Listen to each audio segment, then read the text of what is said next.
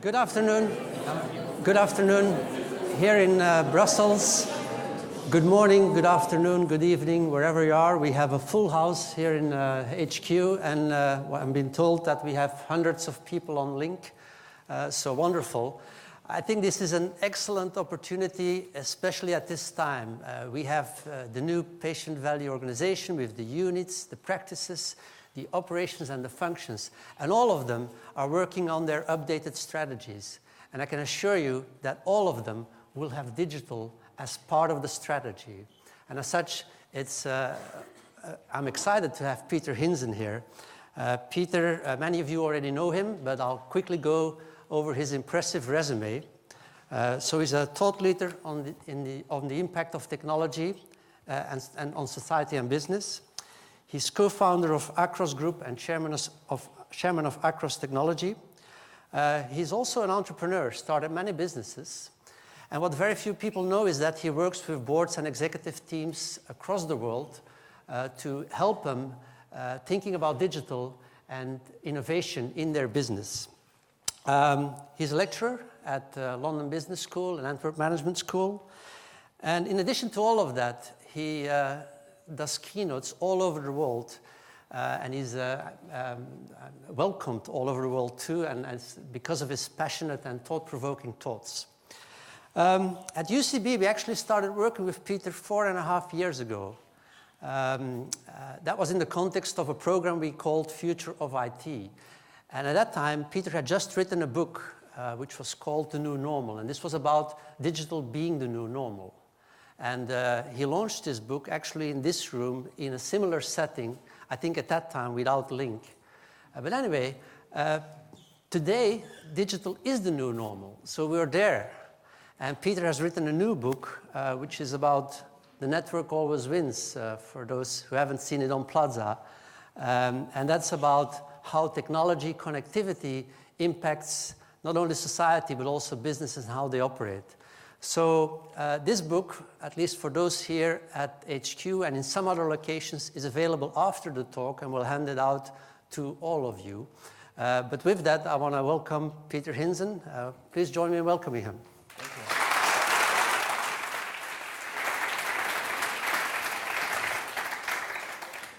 Thank you. It's a real pleasure to be here this afternoon. And as Herman said, 4.5 years ago, I did the launch of the new normal in this very room. So it seems familiar. Some of you might have been here at that moment. And just show of hands, who saw me do that presentation 4.5 years ago? Okay, so I will have to try and avoid using exactly the same jokes as I did 4.5 years ago, which is quite difficult, actually. But this is a blessed year. And I was born in 1969, and for those of you who grew up in the 80s, you recognize this. This is DeLorean from Back to the Future. Actually, in the movie Back to the Future, Marty McFly goes to 1955, and in the second movie, he goes to 2015, which is this year. He actually goes to the 21st of October, 2015. And I think this is the first thing I would like you to do. Take out your mobile phones, go to calendar, and put a mental note that on Wednesday, the 21st of October of this year, you are officially free to party to the future. What was science fiction when we were growing up is a reality today. It's a Wednesday, so it's a normal working day. I hope you take the day off to do something spectacular on the day of the future.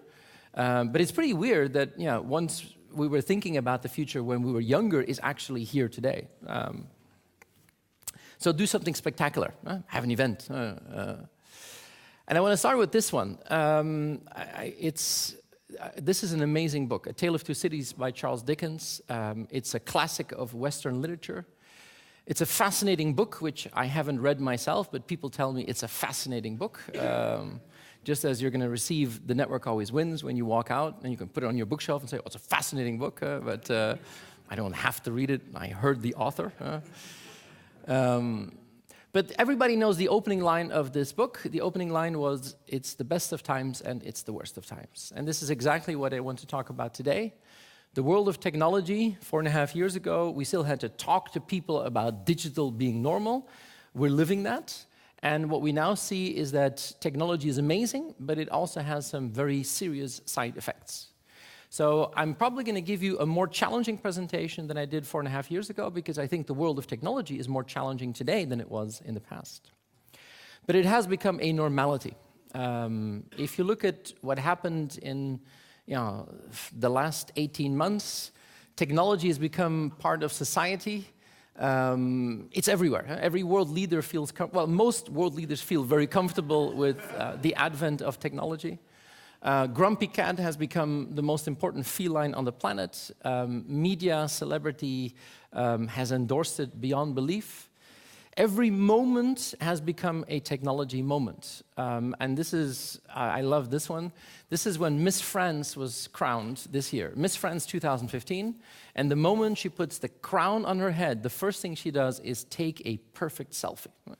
It was also a very good product endorsement for the iPhone 6 at the same time. There was some commercial arrangement, undoubtedly. But it's pretty telling, I mean, in 2015, Miss France, crown on her head, selfie. Everything becomes a technology moment. And we don't even think about it anymore. It's become a complete normality. Everything is an opportunity to leverage the power of technology. And it's something which we like to share. We like to roll it out. Everything becomes something that is normal. And sometimes it crosses boundaries. This is the radiologist selfie. That clearly is crossing some point of a boundary at a particular point in time. But about a year ago, this was a famous picture. This went around the world 3.2 million times. So this picture was taken at the Oscars and retweeted 3.2 million times, which is an absurdity because Twitter was never designed to do that. I mean, Twitter was designed to send text messages, 140 characters, and people started tweeting pictures, and this gets retweeted 3.2 million times. It was never designed to do that. I spend a lot of time with Twitter. It's an amazing company to follow their evolution.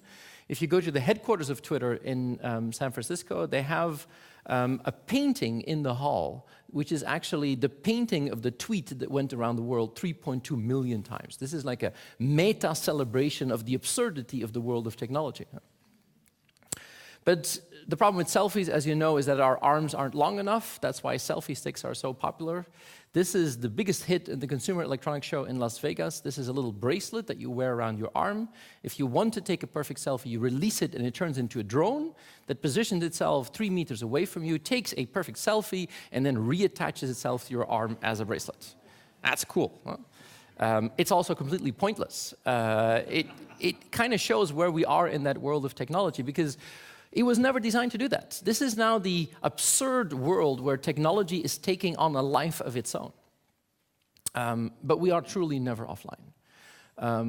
This is a cover from Time magazine from end of last year.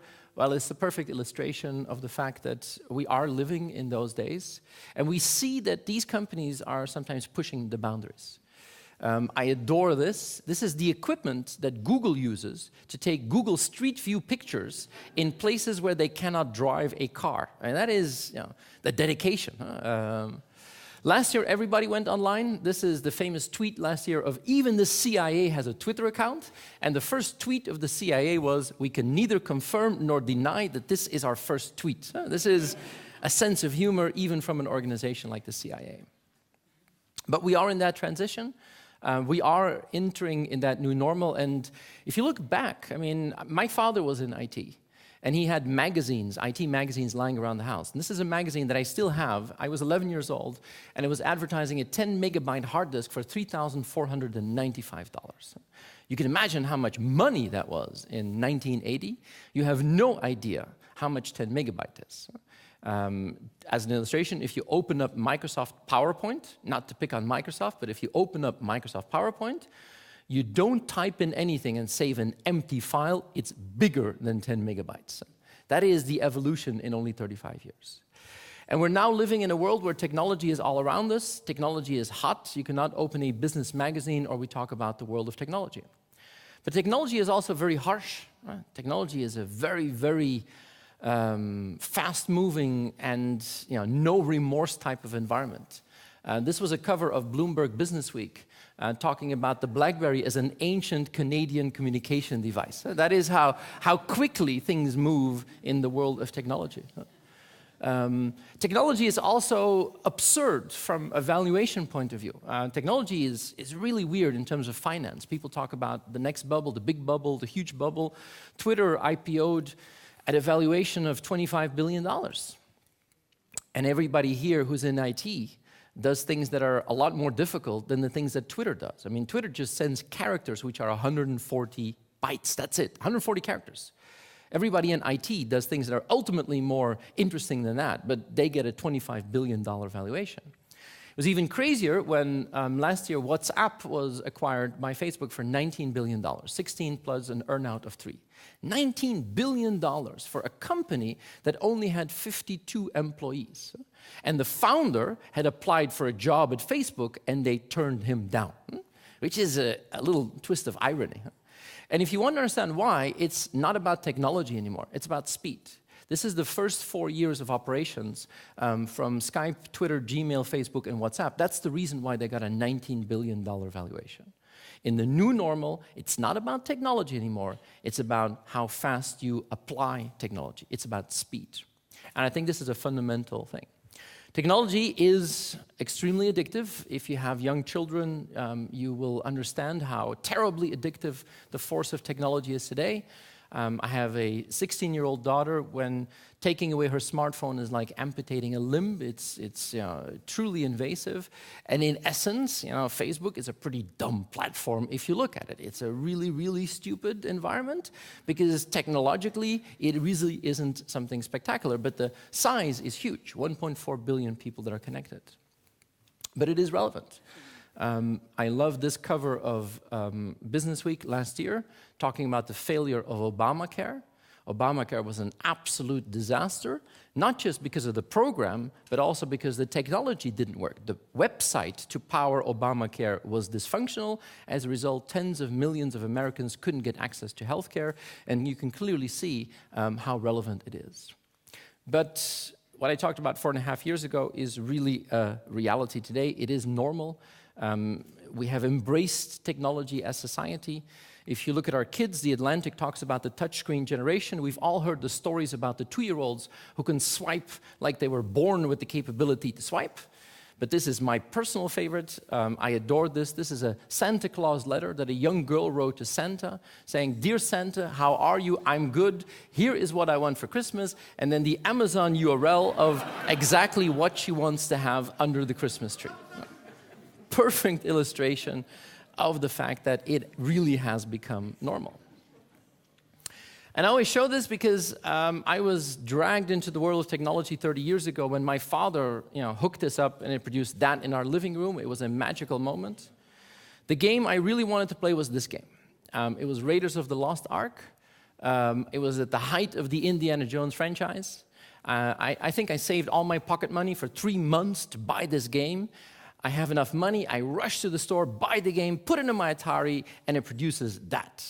And that was a slight anticlimax. Let me go back. This is the box. Wow, Raiders of the Lost Ark. And then this is here in the middle. That's actually Indiana Jones. This is Indiana Jones, 1982. Hardly recognizable. I played it for months. My kids are hooked on a game called Uncharted on PlayStation 4, and the lead character is Nathan Drake.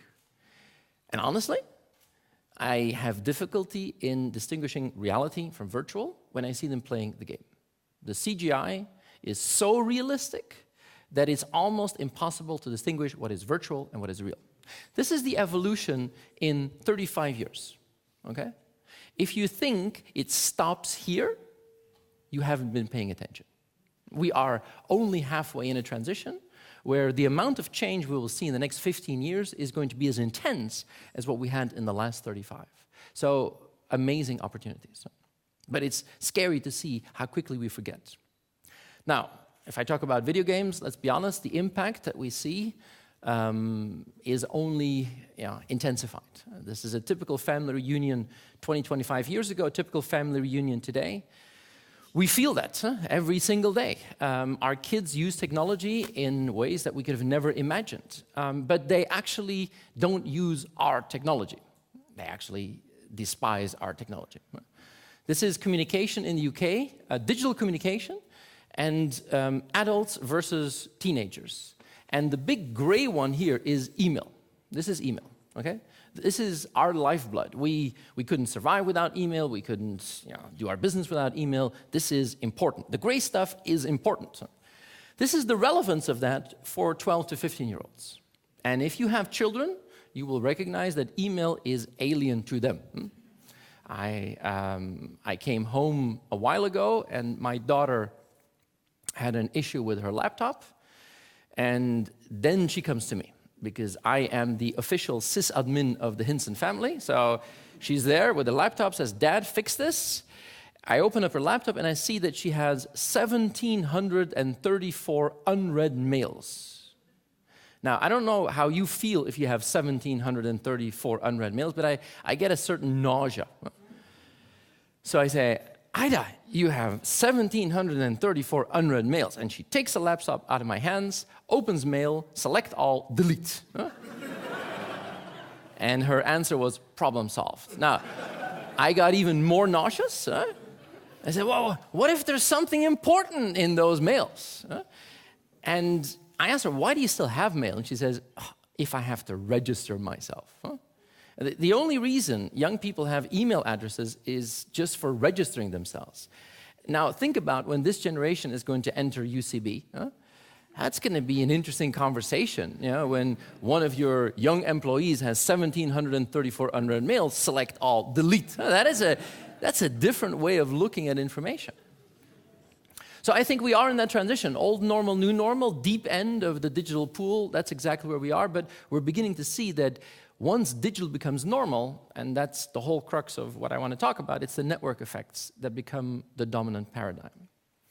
And I take an overused example, but I take Uber as a really simple example. I got to know the guys quite well. Uber invented nothing new. They took an existing infrastructure of cars, combined it with an existing infrastructure of smartphones, and combined it with an existing infrastructure of Google Maps. And by drawing the lines, they were able very quickly to make a lot of people very angry and actually make a lot of money. Uber is a huge revenue generation machine and also able to attract a lot of venture capital. There is $2.7 billion in venture invested in Uber. That's B as in billion. $2.7 billion. And if you still think that Uber is just a taxi app, you're not paying attention. So the network. We're all hooked to the network. We're all connected to the network. This is the man who invented the cell phone, which is your ideal device to connect to the network. We've seen the evolution of smartphones over the last couple of years. And if you look at that, I mean, we are so intimately connected to that world that we become hooked. And these networks, which are driving traffic, connecting people, doing financial transactions, the network operators, the platforms become very, very dominant. There are 5 dominant platform operators today. We call them the GAFA: Google, Apple, Facebook, Amazon, and Alibaba. These 5, some people refer to them as the GAFA mafia, own the majority of users, content, and transactions on this planet. And this happened only in the last 5 years. And if these guys start to move, some industries get affected. I do a lot of work with banks. Well, when Apple introduced Apple Pay, that everybody who has an iPhone or a watch or whatever Apple device is capable of making a payment, in a country, the US, where they still have paper checks, the banks, were very cautious. And then 3 weeks ago, Facebook announced that everybody who uses Microsoft Messenger in the US is capable of sending money from one user to another. So, paying from one Messenger user to another, sending $20 is just an add-on to Messenger. When these networks start to move, they are able to shift entire industries. And these networks become really important. Let me take one example, Facebook. We actually took a group of executives to Facebook a couple of weeks ago. Facebook is impressive. The numbers, 1.4 billion on the platform, 700 million on WhatsApp, 500 million on Messenger, and 300 million on Instagram. That's quite impressive. And if you go there, it's fascinating. Yeah, the campus is the old Sun Microsystems campus. It's completely redecorated by people from Disney. Disney Imagineering made it into an amazing campus filled with very, very young people who all believe in the cult of Facebook. It's impressive by numbers, but what is interesting is the speed. When Facebook IPO'd in 2012, they had no mobile strategy. And their IPO was a big flop. I mean, IPO was a real failure in the stock market introduction. And people said, oh, no, they're dead meat. Young people don't want to go on Facebook anymore, and they have no mobile strategy. So, tanked. And at that moment, Facebook said, okay, let's make everything mobile first. Everything that happens at Facebook is mobile first. No application gets developed unless it has a mobile-first strategy. And last year, already the majority of their revenues came from mobile. And let me give you a statistic that blew my mind. Today, 2 out of 5 mobile minutes on this planet are spent on a Facebook platform. Out of all the people using phones on this planet, out of all 5 minutes consumed, 2 out of 5 are on Facebook, WhatsApp, or Instagram. That's quite impressive for a company that had no mobile strategy 2 years ago. So the most impressive thing about Facebook isn't technology, it's new normal. The most impressive thing about Facebook is they leverage the network and they're able to go at speeds which traditional organizations have a lot of difficulty with. This is SMS traffic, and this is WhatsApp. And about a year ago, WhatsApp had more revenue traffic, more content traffic than SMS. This clearly shows what is going on. The networks are truly taking over. And what is interesting is that if you have a chance to go there, you should visit the Facebook campus. It's really quite spectacular. What many people talk about is they take pictures of the sign. This is the sign in front of the Facebook campus. Do that. I mean, be a tourist and take a picture of the sign in front of the campus. Many people do that. But if you're there, take the time to go to the back of the sign. And this is the back of the sign. At the back of the sign, they kept the old Sun Microsystems sign intact. And it's quite interesting because when they took over, they were going to tear it down. And Mark Zuckerberg said, no, leave the sign there. I want everybody inside Facebook, all my employees every day to see how quickly things can rise and fall. 15 years ago, Sun Microsystems was the hottest company in Silicon Valley, huge market cap, the most innovative company on the West Coast. A couple of years later, they were sold for scrap to Oracle, and their campus was bought by Facebook. But this is a sign that every day shows the employees how quickly these networks can rise and fall. Now, when you see the power of these networks, it is scary. Information starts to flow. We talk about our concerns about privacy. And I know that certainly in your area, when you talk about healthcare, the role of privacy, data, information is a huge issue. But what we now begin to see is that the boundaries of privacy are being eroded every single day. And we're actively pushing them ourselves. We are entering a world where we actually have to think about, where is this going to end? Where is the limit of where privacy is going to end? And let me show you a couple of examples. We are now entering a world where it's not just us putting a picture on Facebook and we debate about what can Facebook do with that. We're entering a world where everything is beginning to give off heat. Everything is giving off information. Everything becomes internet connected. Everything is giving off content. This is one of my favorites. This is the 9450. This is the connected basketball. This is one of the hottest items in the US. And it's a basketball that has an internet address, an IP address. And it can be traced. And every shot you make with a basketball, it's going to analyze the position, the angle, the force. I mean, there's no hiding. Even the basketball is giving off heat and information. And you can use it in training, use it in a game. You can analyze pretty much every move and every shot that is made with this basketball. You can buy the basketball. I love the t-shirt even more. The ball don't lie. That's exactly what we're talking about. So it's not just about the current situation, about where is it going? Where is this going to end?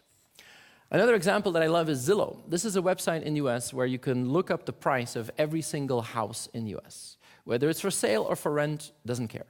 Zillow uses every publicly available information about every property in the US, and it traces that. If you add a driveway, it knows. If you add a third bathroom, it knows.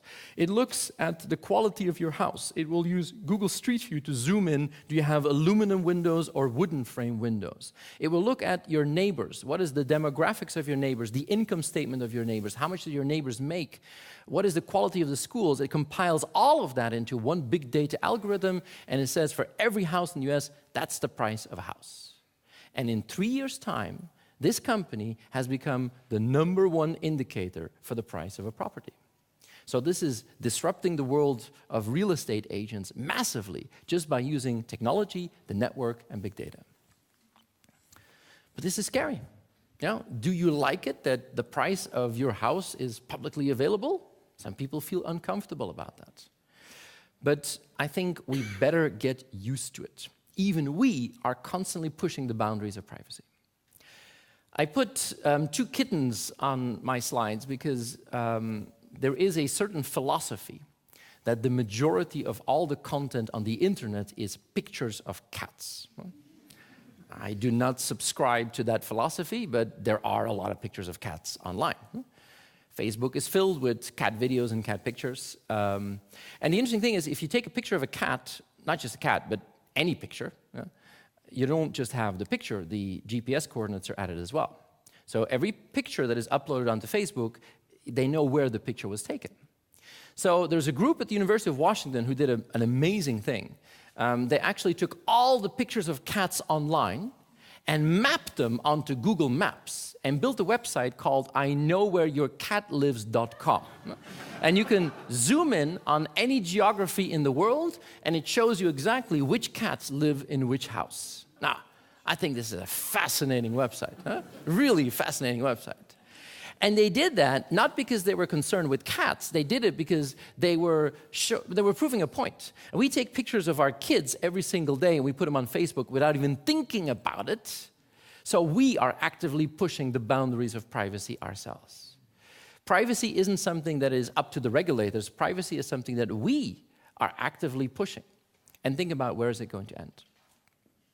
Some people say no. I think we're just at the beginning. We are at the beginning where actually everybody is in the information business.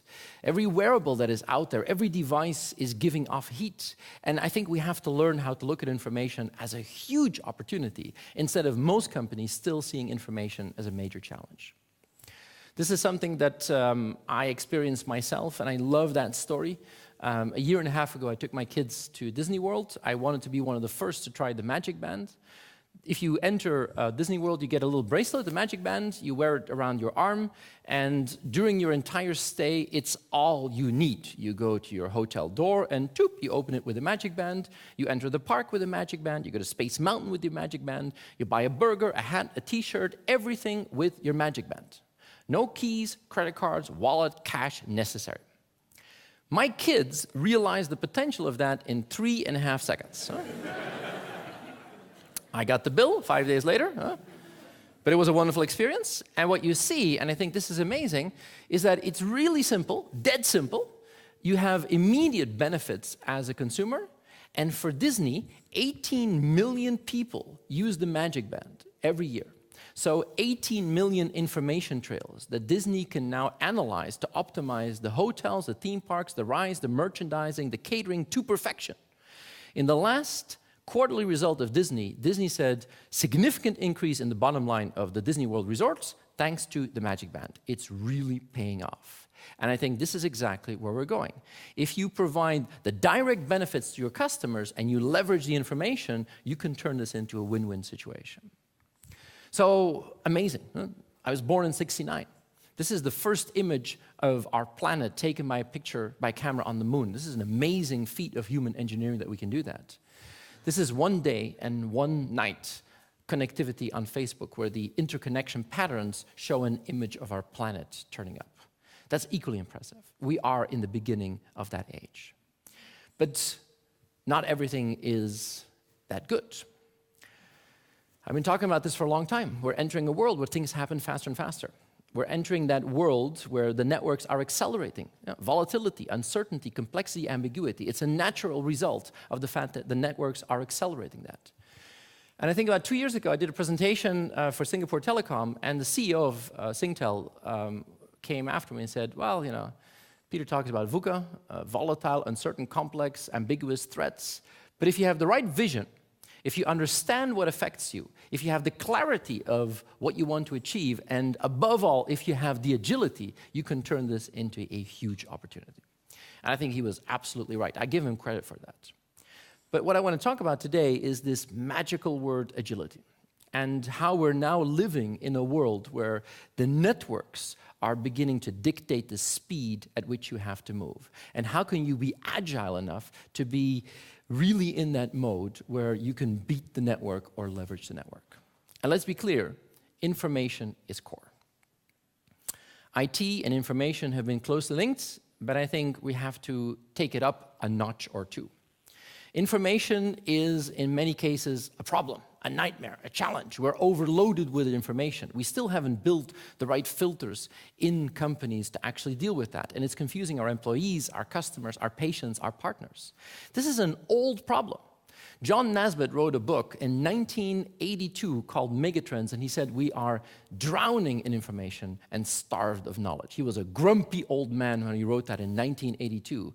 But he, 35 years later, he's even more relevant than ever before. But I think the fundamental shift that we have to do in thinking about information is, and I use the analogy of the Vatican archives. I actually had a chance a couple of weeks ago to do a workshop in the Vatican archives. They are digitizing the entire Vatican library. And I was reminded of the movie Angels and Demons. Maybe you've seen it, but this is a picture of the Vatican archives. This is the Vatican archives in the movie. They did not look like that at all. So let me go back. This is a real picture of the Vatican archives. This is the Hollywood version of the Vatican archives. I didn't see her in the Vatican archives either. It was a fundamentally different type of experience. But what was the mission statement of the Vatican archives? The mission statement of the Vatican archives was, don't lose anything. And they did that really well. I mean, they haven't lost anything. Access to information was less important to them, priority-wise. And I think this is the fundamental flip that we now have. Today, if we talk about information, the old mentality, don't lose anything, is maybe less important than pumping around information fast enough so that companies can leverage information. And that is a fundamental flip.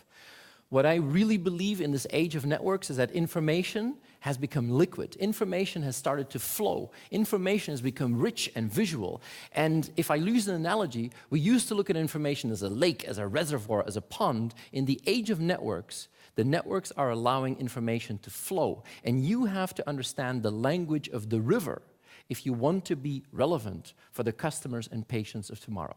It's about fundamentally making the difference from that transition of static to fluid types of information. And we're all in the information business today. Beautifully illustrated by this amazing little video. Can we turn up the volume? Mr. Daniels. Mr. Daniels. Look at this. What's this? The numbers, they keep getting bigger and bigger. The clicks are off the charts. Yeah. Yoshi, it's Walter. We're back. Yes, sir! I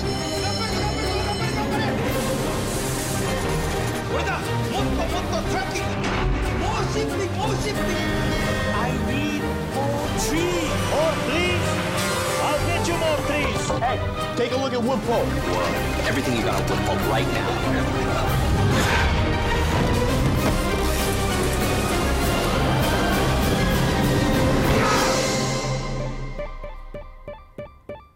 He really loves that thing.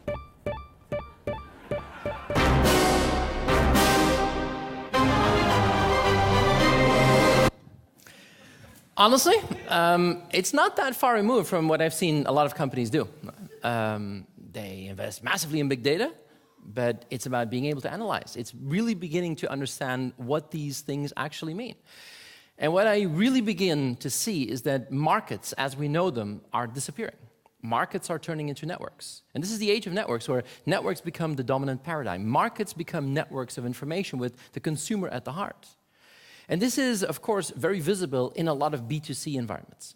And I know that healthcare is different, and I know that you have a different type of offering, but it's interesting to see what is happening out there. Today, we see entire markets that used to be simple and linear are now turning into networks where we have to understand the language of the network. Averages are out, which is driving these guys nuts. Marketing has been pretty simple for 50 years. This is the old B2C marketing. You have a brand, you connect to a consumer, you use the media, radio, TV, advertising. You hire an ad agency who pockets 15%, and they carpet bomb trying to hit a few customers. That is the old marketing approach. That worked fine for 50 years until, bam, there is now a network in between. And this is fundamentally different. How do we understand and be relevant for a generation which doesn't consume traditional ways of communication anymore? I have an 11-year-old boy and a 16-year-old girl. They do not watch linear TV anymore. When I explain them that when I was their age, I would regularly sit in front of the television waiting for my program to start, that is dinosaurs, dad, pretty close together. This is the reality. Linear TV is dead for a generation. And they consume information in a totally different way. Let me tell this story. This is a company that I truly adore, that I think is an interesting case. This is a company called Maker Studios. Maker Studios is a 5-year-old company in Los Angeles.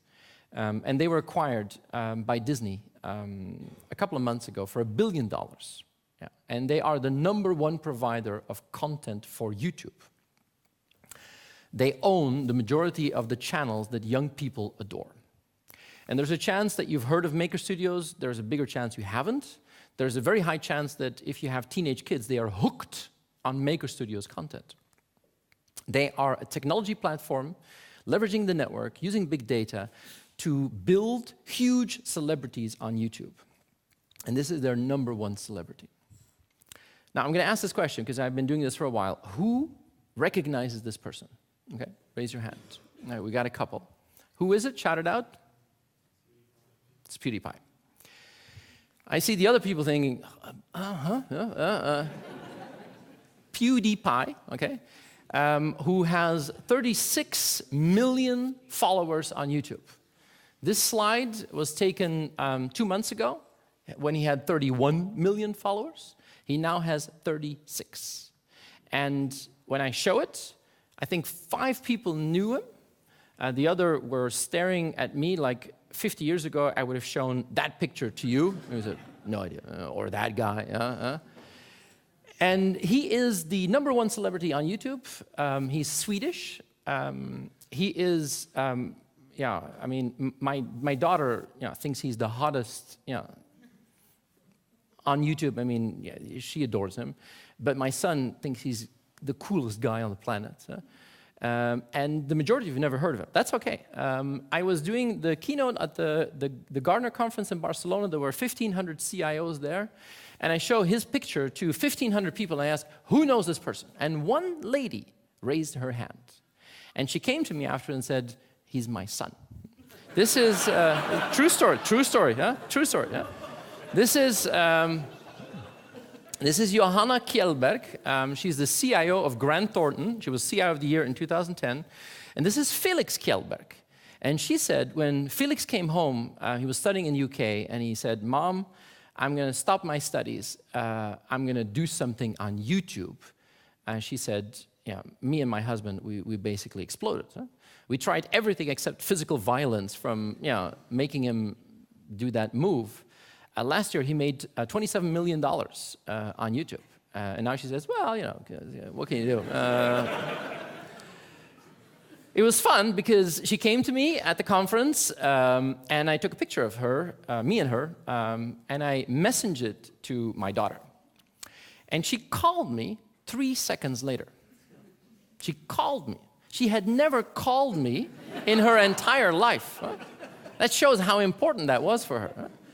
3 weeks later, I'm at home, and PewDiePie was doing a show, and he was talking. He's his talk show online. And my daughter is upstairs in her room looking at the PewDiePie show. I didn't know that. And I'm in the living room doing some email, and he's talking on a show. My mom met this guy, and I hear my daughter, that is this is a reality. And if I show him, you have no idea who he is. Which is interesting. I mean, Maker Studios has 55,000 channels. One of them is PewDiePie. They reach 550 million subscribers. They have 11 billion views on their YouTube channels every month. 60% is consumed on mobile devices. 60% is consumed by people who are 13 to 28.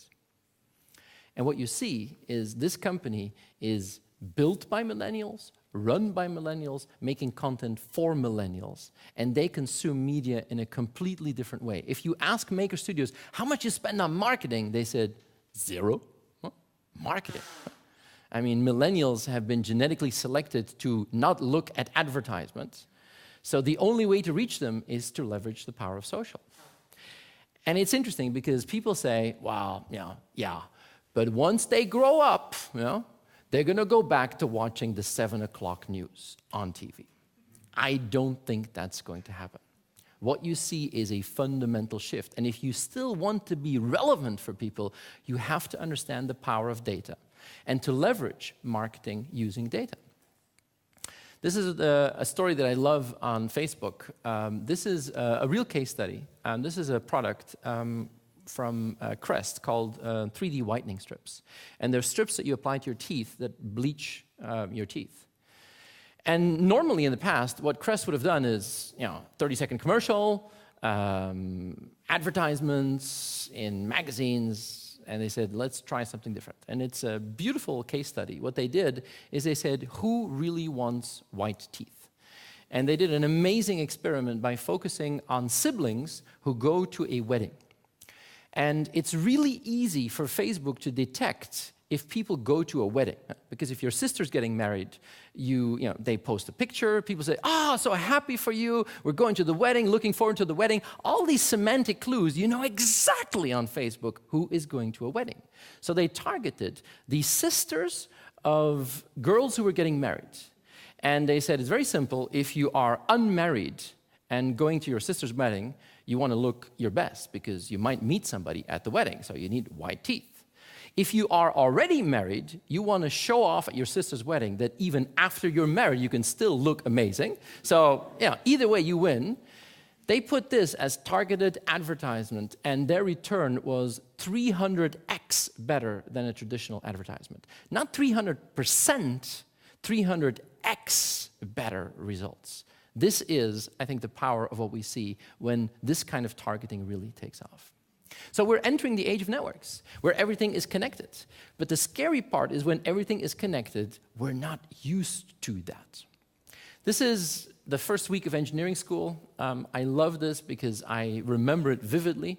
This is the linear pendulum, simple, elegant, equations aren't that difficult. And they do the neatest string in the world. They unhinge one hinge.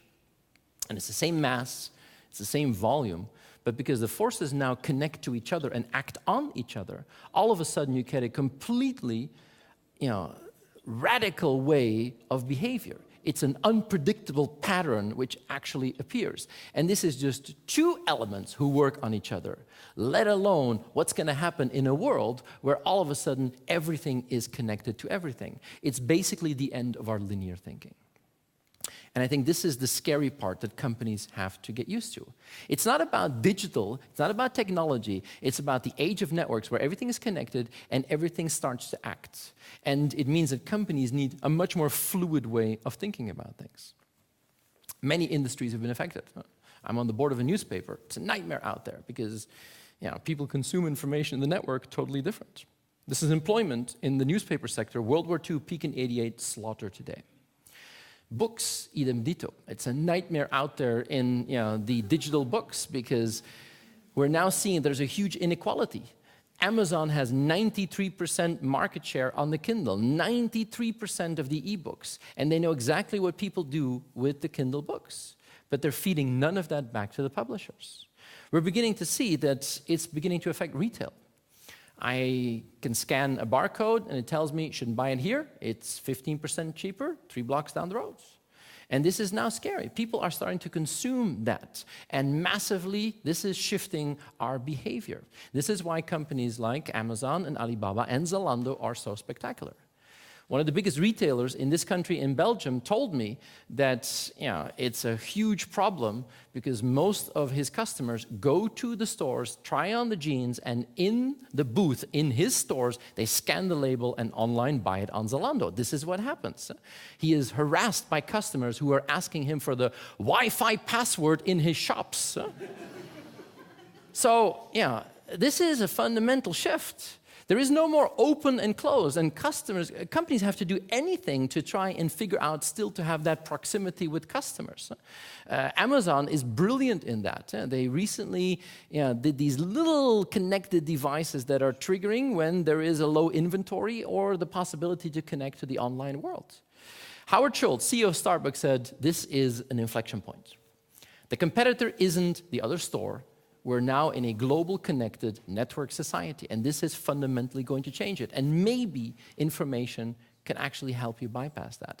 Even in some of the most boring sectors in the world, this is now becoming a reality. And I take utility. It's a pretty boring sector. I get invited sometimes by utility companies, but they're not the most exciting people in the world. And electricity is electricity. It comes out of the socket. Who cares? This is a Nest thermostat. I have a Nest smoke detector as well. I love this thing. This is one of my favorite devices in the world. For those of you who don't know it, the Nest smoke detector and the thermostat, they're seen as like the iPads of smoke detectors and thermostats. They're beautiful products. This is the most beautiful smoke detector in the world. It's by far the most expensive smoke detector in the world. And when you buy it, it's like an Apple product, right? It's done right. It's packaged beautifully. When I bought it, it came with 4 screws that are the most beautiful screws I have ever seen in my entire life. They are objet d'art. I have used 2 to screw them in the wall, 2 are on my desk as beautiful screws. And then you train the system, which I adore. You wave to say, this is a false alarm. So you begin to build a very intimate relationship with these devices. You bond with the smoke detector, which is weird. I've never bonded with a smoke detector before. My favorite part is when you turn off the light at night, it glows a warm, reassuring light for about a second and a half, a green, reassuring light. Like it wants to say, it's okay, you go to bed, I'm on top of this. I got this covered. You have a good night. And it's fascinating when you see that Google bought these guys last year for $1.3 billion. Why does Google pay $1.3 billion for a smoke detector and a thermostat? Is because it wants to understand what you do inside the house. It already knows what you do online. It knows with Android where you are and what you see. And now it wants to be inside your house. It wants to know in which room you are. It wants to follow you and trace you. This is the world where even utility becomes an information game. And I think it would be foolish to say that healthcare wouldn't be affected by that. We are entering that world. But let's be honest, the world of healthcare today has not been disrupted. Yet. Yet is the operative word here. We are entering a world where healthcare is still pretty much the way it was 10, 15, 20, 25 years ago. But we're beginning to see that averages are shifting. And people don't want to be treated as an average patient. If you're ill, you're unique, and you want to be treated as such. We're seeing that the whole movement from treating diseases to the proactive movement of healthcare is the same thing that we're going to see that happened in dental care 20, 30 years ago. And we're beginning to see that people start to trust different environments, different fields. This is a website that my sister, who's a physician, absolutely hates, patients like me, where people started to find each other and exchange information, which is weird because people start to trust a community almost as intensely as they trust medical professionals. But we are entering a world where it is about personal health. This is the sequencing cost per genome. 2008, Moore's Law, bam, we are seeing a dramatic increase. So the quest to really know what is unique about you and to think about what this means in healthcare We're just getting started, and that will be truly disruptive. This is one of my favorite stories. I did 23andMe, I think 5 years ago, when it was still $399. I paid $399. You know the drill. You get a wonderful kit, a test tube. You fill it with saliva. This is a very difficult thing to do. It took me almost 45 minutes to fill it with spit. You send it in, and they actually typically, you get an email 3 weeks later saying, okay, we've analyzed your DNA, and they say 3 things about you. They say, this is your history, this is where you come from, and my personal DNA was traceable all the way down to a particular part of Ethiopia. Interesting, pointless, but interesting. They talk about today, and then they talk about tomorrow. And they tell me this is your likelihood to have Parkinson's at 75 or diabetes at 65. Interesting. I wanted to know. The interesting thing is they know my DNA. It's stored there. Almost 1 million Americans had done the test today. And it's fascinating because about 2 months ago, I got an email from them saying, hey, we found something new about your body. A new medical development. We scanned through your DNA, and we found 3 anesthetics that you should not take because there's a higher chance of not waking up from the narcosis if you take these 3 anesthetics. And I thought, wow, that's actually pretty cool. They know stuff about my body that I didn't know. They know stuff about my body that my doctor doesn't know. So I like this. You know the story, about a year and a half ago, they got a letter from the FDA saying the product is illegal. 1 million Americans had done the test. 1 million people had done something illegal, which is cool. I'd never done something illegal before. I thought, hey, well, I'm hip. But it's interesting because you're still able to do this. You're still able to go online for $99, do the spit thing, send it out, and 3 weeks later you get the email, but they can only show you part 1 and 2. Where do you come from? Where's today? They're not allowed to give you the forward-looking projections. And people reacted saying, oh my God, the FDA said it was illegal, must be bad tests. And the FDA clarified, said, no, the tests are actually very good. They are the best in class. But we think the general public isn't ready to deal with this kind of information. Now that's pretty interesting. The FDA says you're not ripe to know stuff about your own body. That's an interesting ethical, moral discussion. You are still able to do the test. They can't show you the forward-looking, but you can download your DNA. You can download your DNA. It's, I think, 7 megabytes or something. It fits on a 1995 USB stick, so really easy. And then there are now 24 sites around the world where you can re-upload it, in El Salvador, in Guatemala, in Nicaragua, where you get the same forward-looking projections. So 23andMe said, hey, FDA, what have you done? What you've done is you've put this into the illegal circuit. Is that a good move as a regulator? What you see is that the regulator is moving at a snail-like pace in the evolution of healthcare, where the technology is advancing in massive leaps and bounds. This is going to be a catastrophic culture clash that is going forward. Actually, what really happened is that the people who did the tests in the US and who had good results were proactively going to their healthcare providers and their insurance companies and saying, hey, I'm willing to open up my kimono. You can look at my 23andMe test, give me a deal on my life insurance. So the lobby of the insurance companies put the pressure on the FDA to declare it illegal. Now, this is where we are. We are not disrupted yet, but we are getting into that environment. If you see the wearables that are going to be out there, the computing power that we have, the cloud, if you see we are entering a world where we are going to see healthcare being disrupted. Should you be worried? No, because actually it's probably not going to affect you first. There's a brilliant article about, with the uber god of disruption, Clayton Christensen, who said if you look at where disruption happens, people always think it's the most demanding customers. But actually what often happens is that in the world of disruption, it's the least demanding customers where the disruption takes place.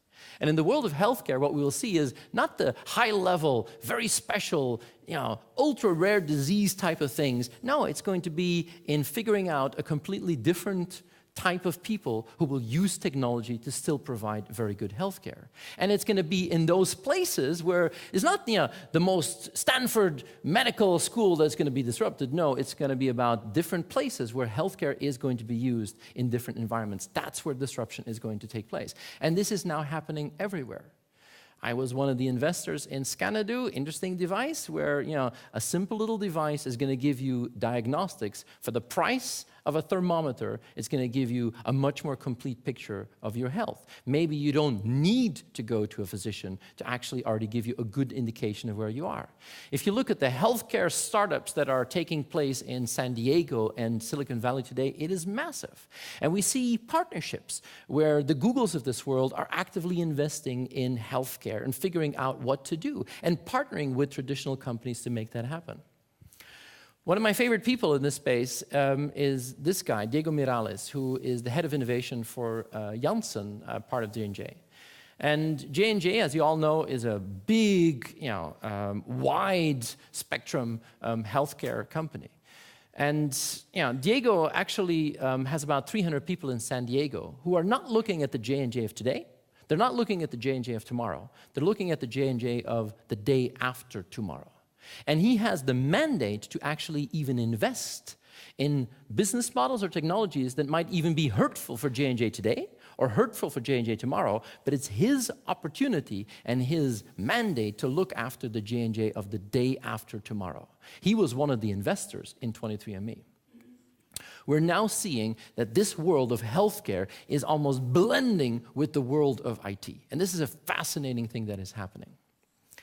One of my favorite examples is what happened to Genentech. Genentech was one of the top biomedical wonders, a San Diego darling, a West Coast US company, very spectacular.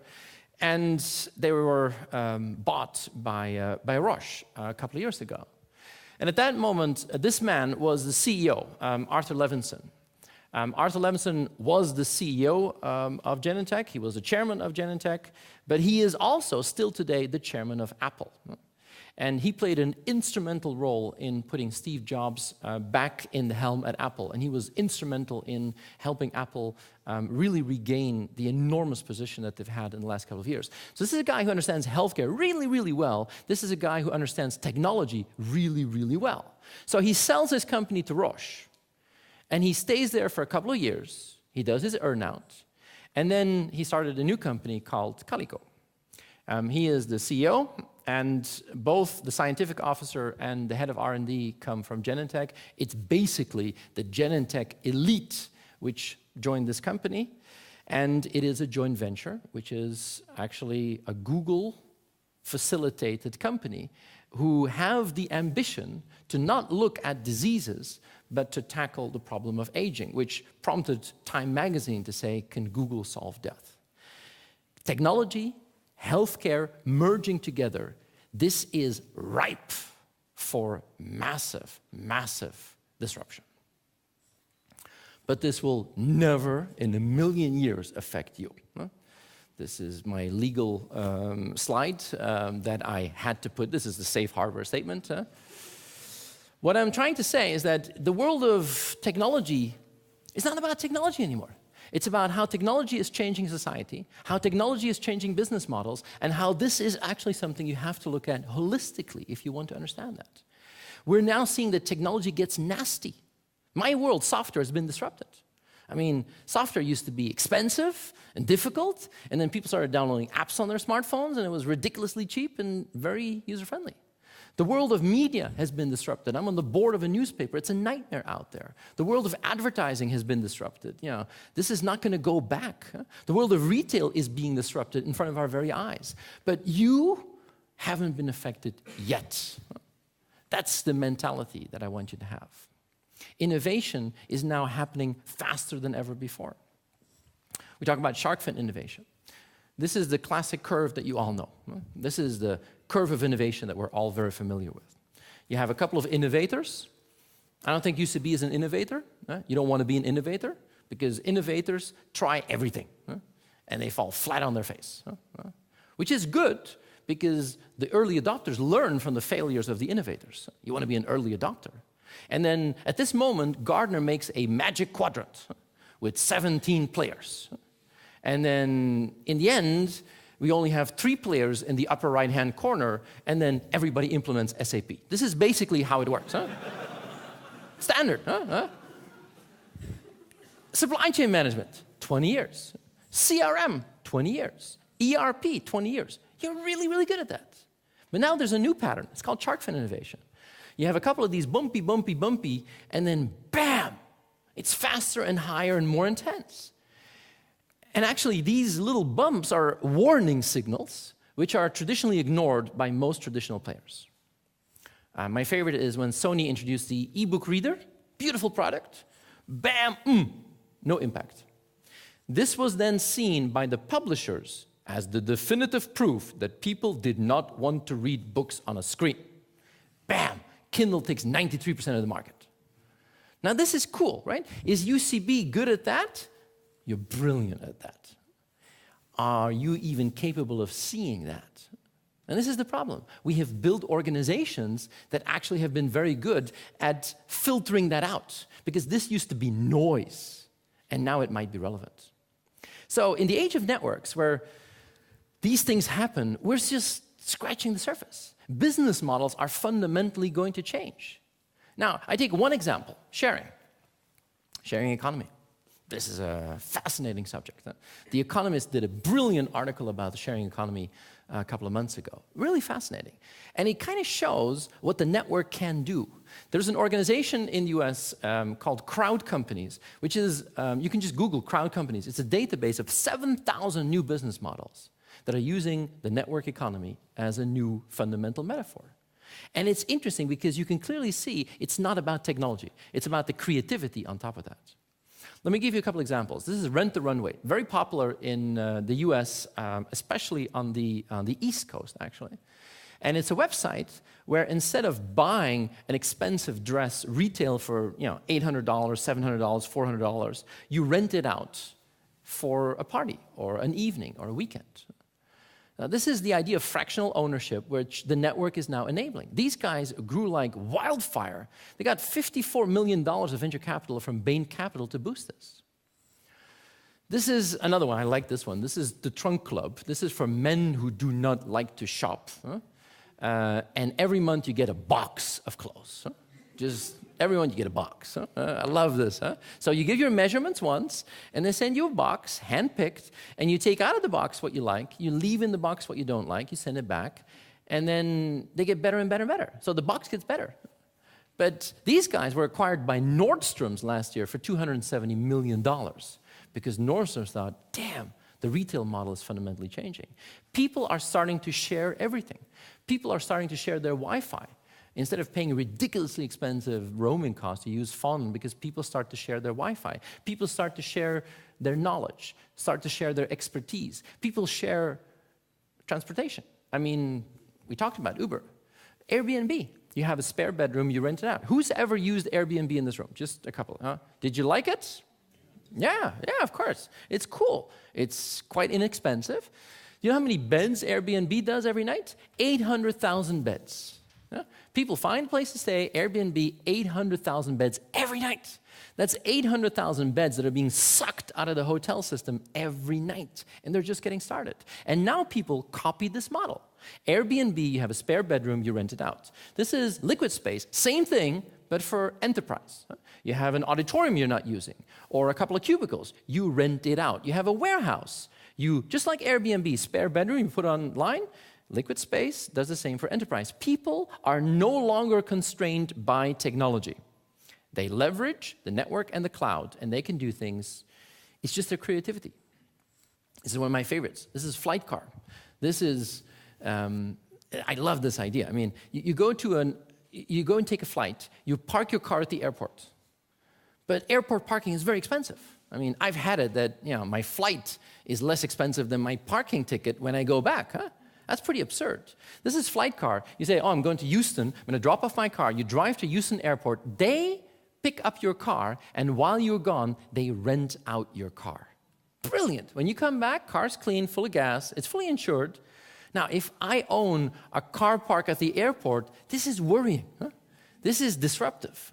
I did a presentation the other week for Vinci, who own most of the car parks.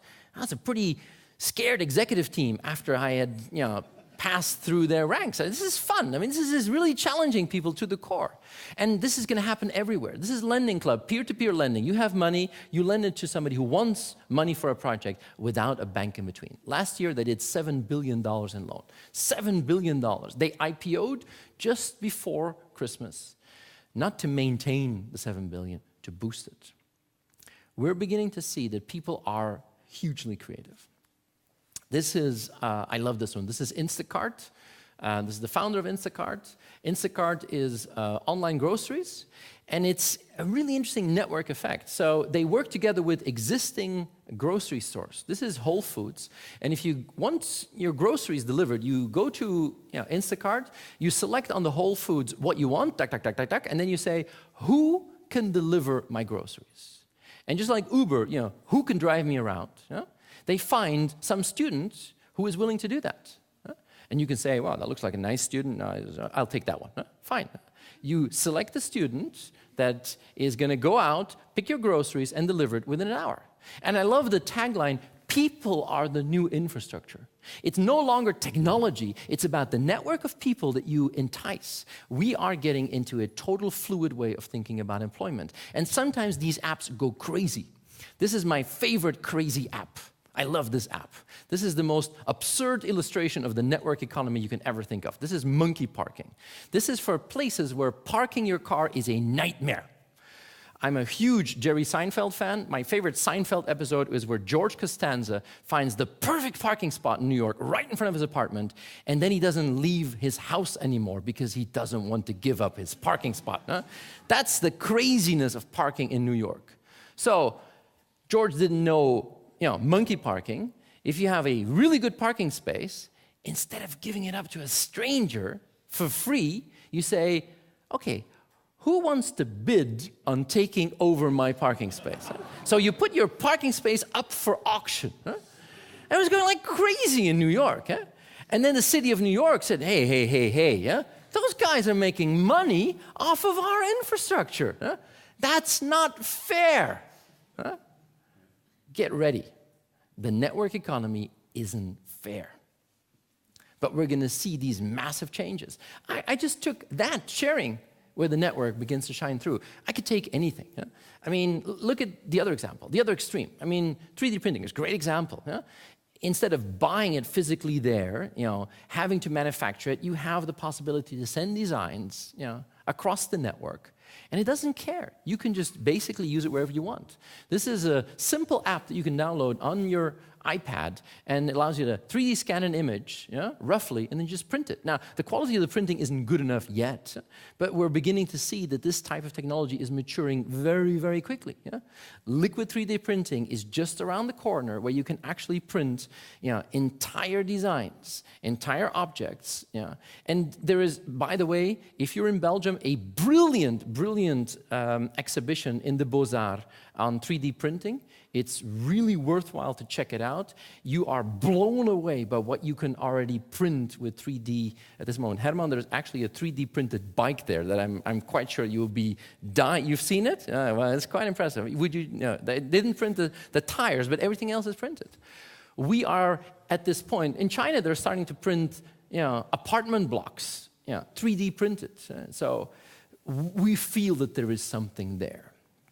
And I have no idea if you see the sharks in your industry already. Maybe if you don't, that's even scarier. That is. So we're at that point where, if you look at it, and I do a lot of references to Silicon Valley because I spent a lot of time in Silicon Valley. I've been going there for ages. And Herman, we've been going there for a long time because it's interesting. From an IT perspective, it's where everything happens. Silicon Valley is the mecca.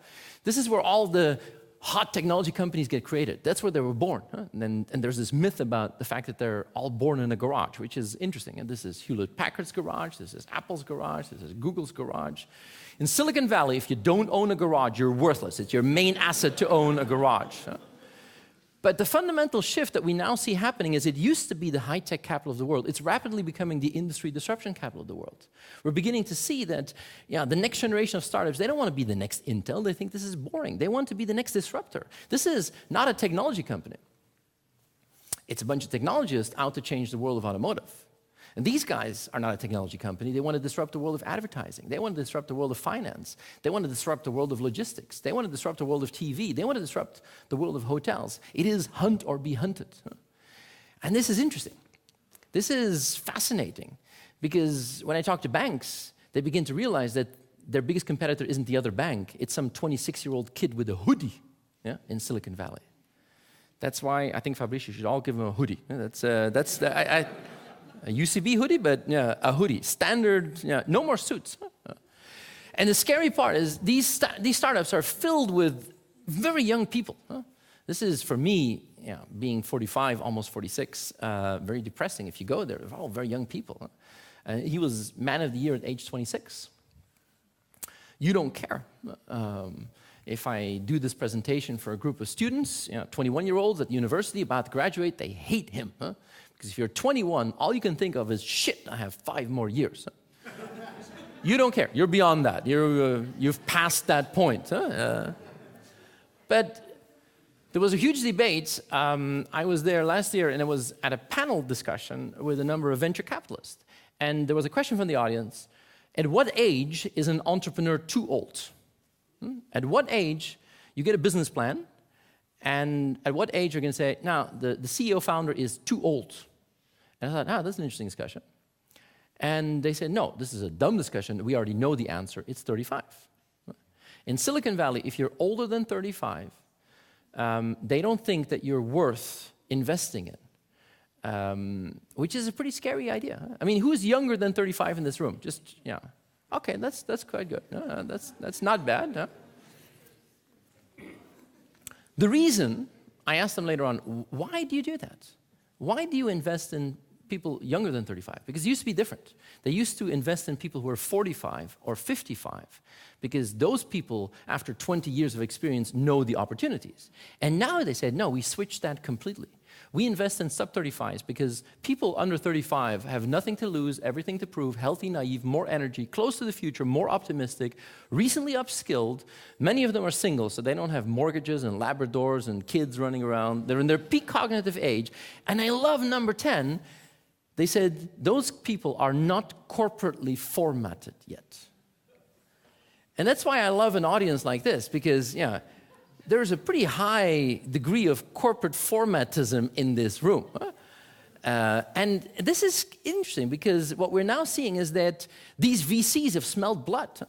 I've done a lot of work with these guys, Andreessen Horowitz. Andreessen Horowitz is one of the biggest VCs in Silicon Valley, founded by Mark Andreessen, who is the founder of Netscape. And if you remember Netscape, some of you might have gone online for the first time with the Netscape browser. Who has ever used a Netscape browser? Wow, that's pretty impressive. It's almost everybody, huh? Except the sub-35-year-olds. Huh? Netscape, huh? The interesting thing, if you talk to, in Silicon Valley, he's a hero because he wrote an article, Why Software is Eating the World, an op-ed piece in the Wall Street Journal. If you haven't read that, please Google it. It's an amazing piece where he says, technology is changing, and doing a startup now is 100 times cheaper than it was 20 years ago, because all you need is a cloud and a credit card, and you're up and running. But at the same time, we're investing huge amounts of money in those people who can disrupt. This is venture capital went into companies like Amazon or Google in the first internet wave. Amazon got 10.2 million. That's M for million. Google 45. This is Uber 1.5. This slide is 3 months old. Since then, they've added another 1.2. That's 2.7 B, as in billion. So they don't have the unique technology, but they leverage the network, being given a lot of money because speed is essential. Imagine what will happen if those guys put their sights on the world of healthcare. That's going to be a lot of competition that comes from a completely different angle all of a sudden. And it's scary. The young people, it's scary. Huh? This is one of the scariest things. This is the Peter Thiel Foundation. And it's a foundation run by this man, Peter Thiel. He's German. He was one of the early guys at PayPal. made a lot of money, then was an early investor in Twitter and Facebook, brilliant investor. And he has a foundation where every year he gives 40 young people $100,000 in a grant. And they're brilliant 19-year-old kids that get $100,000. They don't get $100,000 to finish school. They get $100,000 to quit school. Now, this is scary. He says, I will give these kids money to drop out of school at the age of 19. And let me give you one example. This is Vitalik Buterin. He's one of those kids. Remember his name. This kid built a company called Ethereum, which uses the underlying Bitcoin technology to apply it to the world of insurances and contracts. And I think this kid could truly disrupt the world of legal, finance, and insurance. And he's 20 years old. Remember his name. No, remember that you heard it from me first. Vitalik Buterin. Yeah? But 19-year-old, brilliant kid, Stanford, and Peter Thiel says, if you're going to stay here at Stanford, you're going to be bored for the next 4 years. And when you're 23, they're going to put you in a PhD program. And then you'll be 29 by the time you get out. And at that time, you're too old to be creatively disruptive. So quit now, and do something relevant with your life. This is scary to see how much this is now affecting us. We are seeing a massive shift. And this is interesting because we get to the point where we see that shift. Leadership in many companies has to adopt some of that more entrepreneurial type of leadership. I mean, this was the Uber God when old people like me were studying. We all wanted to be Jack Welch. Six Sigma, wow. Yeah. We thought we would be the ones to invent 7 Sigma or 8 Sigma, but wow. Yeah. But this was about the age when things were about efficiency.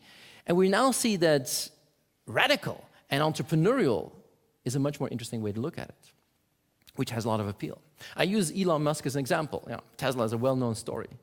But I want to talk about the other story, because we're beginning to see that if you contrast that with some of the traditionals, there is a very interesting idea about how companies might evolve. And I take this example, GM. This is Mary Barra. She is the CEO of General Motors. An amazing woman, a GM lifer. She worked at GM her entire life, 27 years. And after 27 years, she becomes the first female CEO of a Detroit auto company. I think, wow, respect. And on her first week as CEO, she has to do a recall of 21 million vehicles. Now, that's a pretty shitty week. You work your ass off for 27 years. You finally become CEO, and the first thing you do is, damn, recall 21 million cars have to go back. Why? Because the cars kept crashing, and people had died. 157 people had died as a result of cars that were crashing. That's a pretty bad thing. Because of the deaths, there is a federal prosecutor, Valukas. Valukas was the previous prosecutor of Lehman Brothers, a nasty individual, and he writes a horrible report about GM. And he said the reason why these cars were crashing is not because of bad technology. GM has some of the best engineers in the world, but the company doesn't work anymore. He said the GM has a dysfunctional corporate culture embedded in a deeply siloed way of working. People color inside the job description of their own little box. And as a result, the company doesn't work anymore and is turning out shitty cars where people die. Now, that's pretty intense. I think we are at that point where if you see the fluidity that happens in some of these entrepreneurial environments, maybe this is something where we can learn something about how that works. Now, let me tell you a story. Not the story about Tesla, because you all know that story, but the other company that Elon Musk founded. And it's a company called SpaceX. And I have had the chance to do some visits to SpaceX. It's an amazing company. It's always blown my mind. Many people really don't know what they do. They build rockets. They have their own rocket, the Falcon. They have a space capsule. This is the Dragon, which was the first commercial equipment to dock with the International Space Station. And as a result, they got the contract to replace the space shuttle, worth $2.6 billion from NASA. Not everything works, and they're very open about their failures. They tried to land something, and he tweeted, oh, we had a full rud. And this is a word I learned there. RUD stands for Rapid Unplanned Disintegration. They don't like the word explosion. They say, oh, we had a RUD. We had a RUD. And then the next time they tried to land one of them, this is the sense of humor. They had painted this, just read the instructions on the landing pad. I love this. There is a sense of humor, spirit, entrepreneurial that I think is fascinating. We had a chance to take 30 executives from Europe there last year. And we were not allowed to take pictures inside. But the first thing you see when you enter the building is a huge sign that says, gravity is a bitch. Now, that's what they're fighting against. I mean, just shows the spirit of the company. It's fascinating, really. And they show you around, they show you the rockets, the mission control, the space capsule, and everybody's blown away. I mean, a company that has 4,500 employees in just under 10 years has built themselves into what they call themselves a profitable startup, $1 billion that went into that. And then we were there for about 45 minutes, and the guy who was showing us around said, but that's not what we want to do. This is just to pay the bills. What we really want to do is we want to colonize Mars. And we started laughing, because we were Europeans. We thought he was making a joke. And he was offended. He said, no, this is what we want to do. We want to colonize Mars. From 2017 onwards, we want to start flying missions to Mars. And we said, wow, how long does that take? And he said, well, 6 months. It's a 6-month journey to go to Mars. And we said, wow, 6 months, you're there for a while, you go back, you're gone for more than a year. Yeah? No, you don't understand. We don't want to do tourism to Mars. We want to colonize Mars. And at that moment, we thought, God, they're smoking crack cocaine. You know, they're out of their mind. Eh? I mean, they refer to Mars as the backup planet. Eh? They have plans to skin Mars with an atmosphere. We thought they're completely gone. There's a statement by Elon Musk who once said, I want to die on Mars. Actually, the full quote was, he said, I want to die on Mars, but not on impact. That's a nuance. That's a nuance. Huh? But I contrast this with this man. Who is this man? What does he do? He's the CEO of Microsoft. Many people said, he's not that well known. We know the other CEO much better. Huh? I mean, this is a person we've seen grow up during our career, our lifetime. But I contrast that because do you remember what the original mission statement of Microsoft was? When they incorporated in 1975 in Albuquerque, New Mexico. You know what their mission statement was? Some of you'll remember it. It was a computer on every desk and in every home.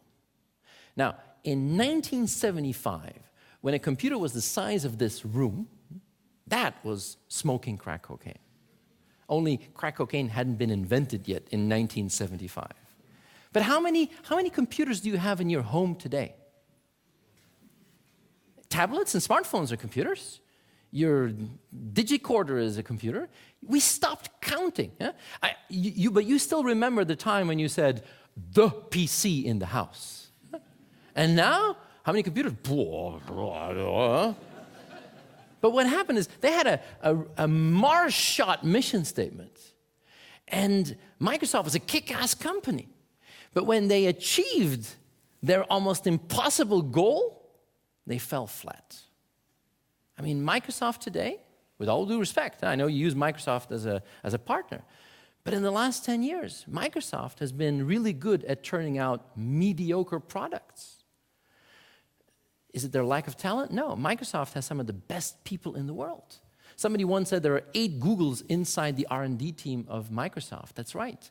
But Microsoft has become a corporation, a structure run by committees and governance that is really good at turning out shitty products. There are cool things that get out, but they have to be sheltered almost personally by the CEO to keep the governance of Microsoft from ruining it. They do nice things, yeah? But no, I think they're going to have to do better. Yeah? So the biggest challenge for him is not fundamentally to think about what is it going to be, but about how can we actually transform companies that really make the difference. And this is why I believe fundamentally that if markets become networks, companies will have to become networks as well. I don't know how hierarchical you are? Huh? I have some idea. Huh? But today, we build companies with structures that are devastating. We're actually getting close sometimes to the GM. We have built organizations with structures that are so horribly, horribly good at making no progress at all. And I don't want you to start mapping. This is not an interactive exercise. You shouldn't put people on this, okay? But this is an interesting point of view where today I fundamentally believe that the number one impediment that we might have on innovation is exactly going to be our internal structures. And we have a new generation now. We have a generation of people who are entering UCB. They're not digital natives. They're network natives. They are network natives. They have learned in the network that it's about equality. It's about meritocracy. It's about sharing. Young people today who enter UCB have learned in the network that the more information they share, the more valuable they become. And they're entering companies where information is still locked and bottled and put in silos. And it's about the structural flux that we need to install in companies. This is a man who changed my vision on that. This is Stanley McChrystal. He was the commanding officer of the US Armed Forces in Afghanistan. He came into Afghanistan, it was a nightmare. One failure after another. And then he realized he's there with this military command and control structure fighting an enemy that wasn't a structure. The enemy was a network, pumping around information faster than he could. He had to change his organization into a network in order to be fast enough. And he said, and I love this, it takes a network to fight a network. So in the world where the outside world becomes a network, I think companies have to become networks as well. I often take companies to Silicon Valley. They see the open atmosphere of open landscape, and they go back and say, now we know. Open landscape, huh? Bad idea, bad idea. If you put people in an open landscape but don't do anything about the organizational fabric of the company, you're only making things worse. It's about fundamentally rethinking what you need to do if you want to figure out how to actually survive. Because this was Volucas about GM. Fill in UCB and see how much of that is there. This is, I think, our biggest challenge. It's not technology anymore. It's about how is this going to affect us, how to think. And let's be honest, I mean, our old structures are brilliant when things move relatively slowly. When you want to be efficient, then structures are the best thing in the world.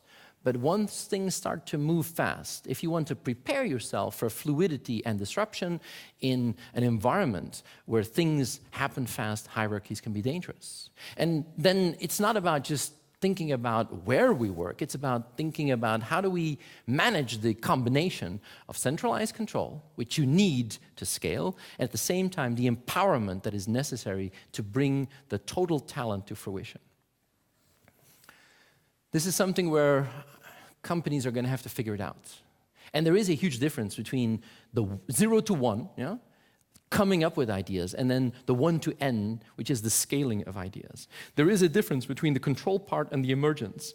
And the concept I like to use now is called MVS, Minimal Viable Structures.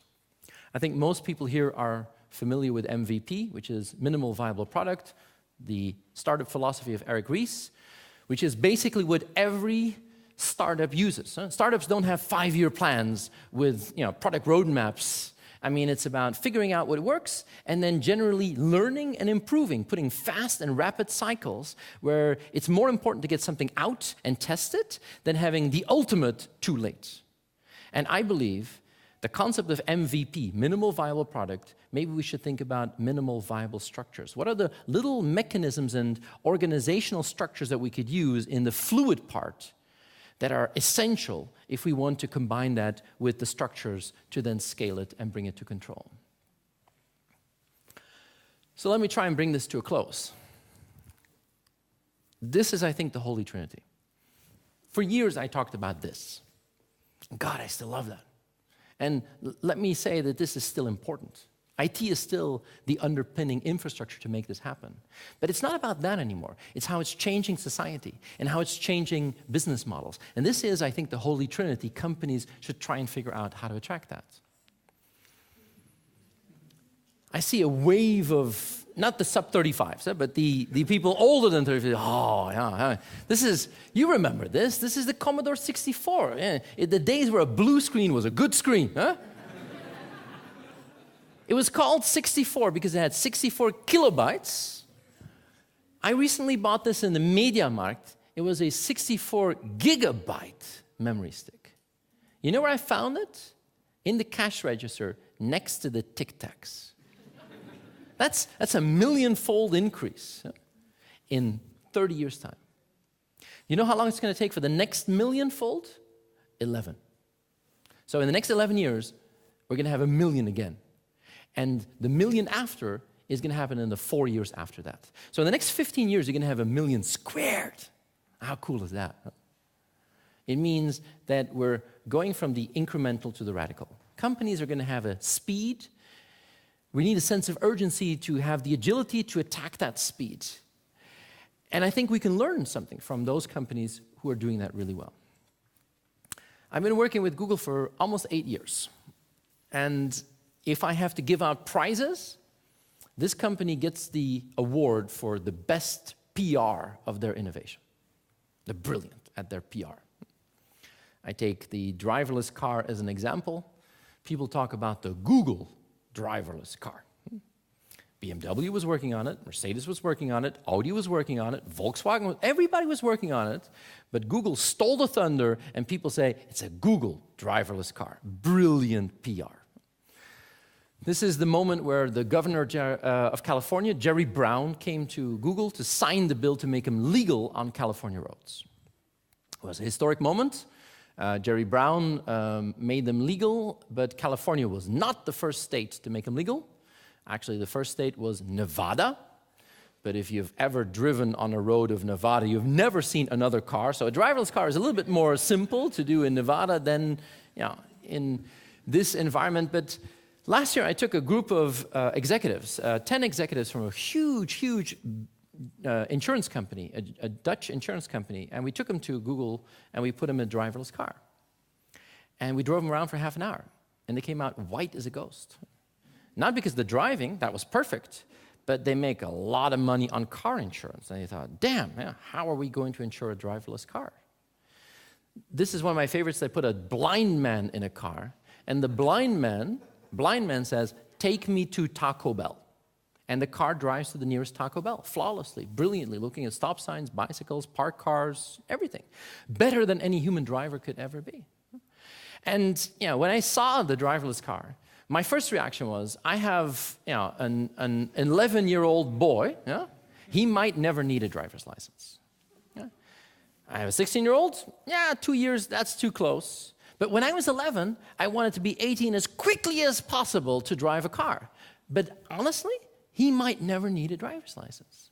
And that's pretty scary. So if you have kids who are a little bit older, this is very, very bad career advice. This is not a good job. Bad idea, really bad idea. I'm thinking of the next book. I'm going to call it Jobs with an Expiry Date. And it's amazing what you see now these days. I mean, Mercedes reacted, and they put their version of the driverless car on the streets in San Francisco. That's about as fake as it gets. And they did that, of course, in San Francisco, just hurt Google a little bit. But honestly, what's happening in that space is fascinating. Google triggered something. Walmart is experimenting with driverless trucks. Bad idea. Not a good career choice. And honestly, I mean, we had the incident a month ago, but I think it was end of last year. I was flying home, and it was KLM, female pilot, and she comes onto the PA system from a flight back from Seattle, says, I hope you had some rest. We're going to land into Schiphol. Just to let you know, plane will land itself. And there was a certain in the plane, no? Male pilot would have had too much macho to openly admit it, I think, that there was a female element there. Plane lands, perfect touchdown, just kissing the ground. And at that moment, this plane was filled with Dutchmen. A round of spontaneous applause bursts out. And you think, who are they applauding? Are they applauding the pilot for not doing anything? Or the programmer who wrote that line of code? I mean, we're entering where if we then start to combine it, it becomes even scarier. I mean, the network effects are only accelerating that. Last year, I had a chance in Atlanta to do some work with UPS. Management team is there, brilliant company, 400,000 employees. And we showed them something that Google is doing. They have something called Google Shopping Express in California. And you buy something online in, 30 different brands of stores. Google will drive to that store, pick up what you bought, put it in a Google shopping basket, and deliver it to your house. And the UPS people said, they must be out of their mind. Yeah, why did they do that? Because they learned the algorithm. And then they leverage the data. They learned the algorithm, big data, Google Maps, they know where all of you live. They know the best route to get there. And then they automate. They can build a driverless car that does rush hour traffic on the Golden Gate. So building a brown van that drives at 15 kilometers an hour in a suburban neighborhood, piece of cake. And then Google bought 7 robotics companies in the last 24 months. One of them is Boston Dynamics, which is an industrial, military-grade robotics company. So Google learns the algorithm, they leverage big data, they automate, build a driverless van that drives to your house. A robot jumps out, puts the parcel on your doorstep, climbs back in, and they drive to the next customer. And bam, 400,000 people in brown pants could be out of a job. And this is not unthinkable. It's about putting the dots together. And yet another chapter of my book. I mean, it's surprisingly easy now these days. People say, oh yeah, blue-collar workers, robots. No, white-collar workers first. I know the world of consulting quite well. But yeah, big consulting firms, what do? They hire a lot of young MBAs and then put them to use, and charge a lot of money for that. I can tell you this is a wonderful website, Hourly Nerd, straight to the MBAs. GLG, platform and network of consultants, McKinsey-like quality, which are being used to, if you want the top expert in your field, the network can supply it to you. And one of my favorites is this one, because it's actually local. There was a classic article on consulting and disruption in the Harvard Business Review, and again, Uber god Clayton Christensen mentioned on the first page McKinsey Solutions. And I know those guys really well. McKinsey has built something called McKinsey Solutions, which is run by somebody called Philippe Mochard. He's actually Belgian. And he started a couple of years ago in this country saying, hey, what do we do as McKinsey? We get a question and we send people who leverage our knowledge. Why don't we give customers access to the knowledge straight away? So you can ask McKinsey for 3 people with the model, or you can go straight, software as a service, straight to the model, straight to the knowledge, straight to the McKinsey database. And it's going to cost you 10% of a traditional McKinsey type of engagement. It took a couple of years to pick up. Last year, they did almost 200 million euros in revenue. McKinsey Solutions now becomes core. And you can clearly see this is about completely rethinking the world of knowledge. But it is scary.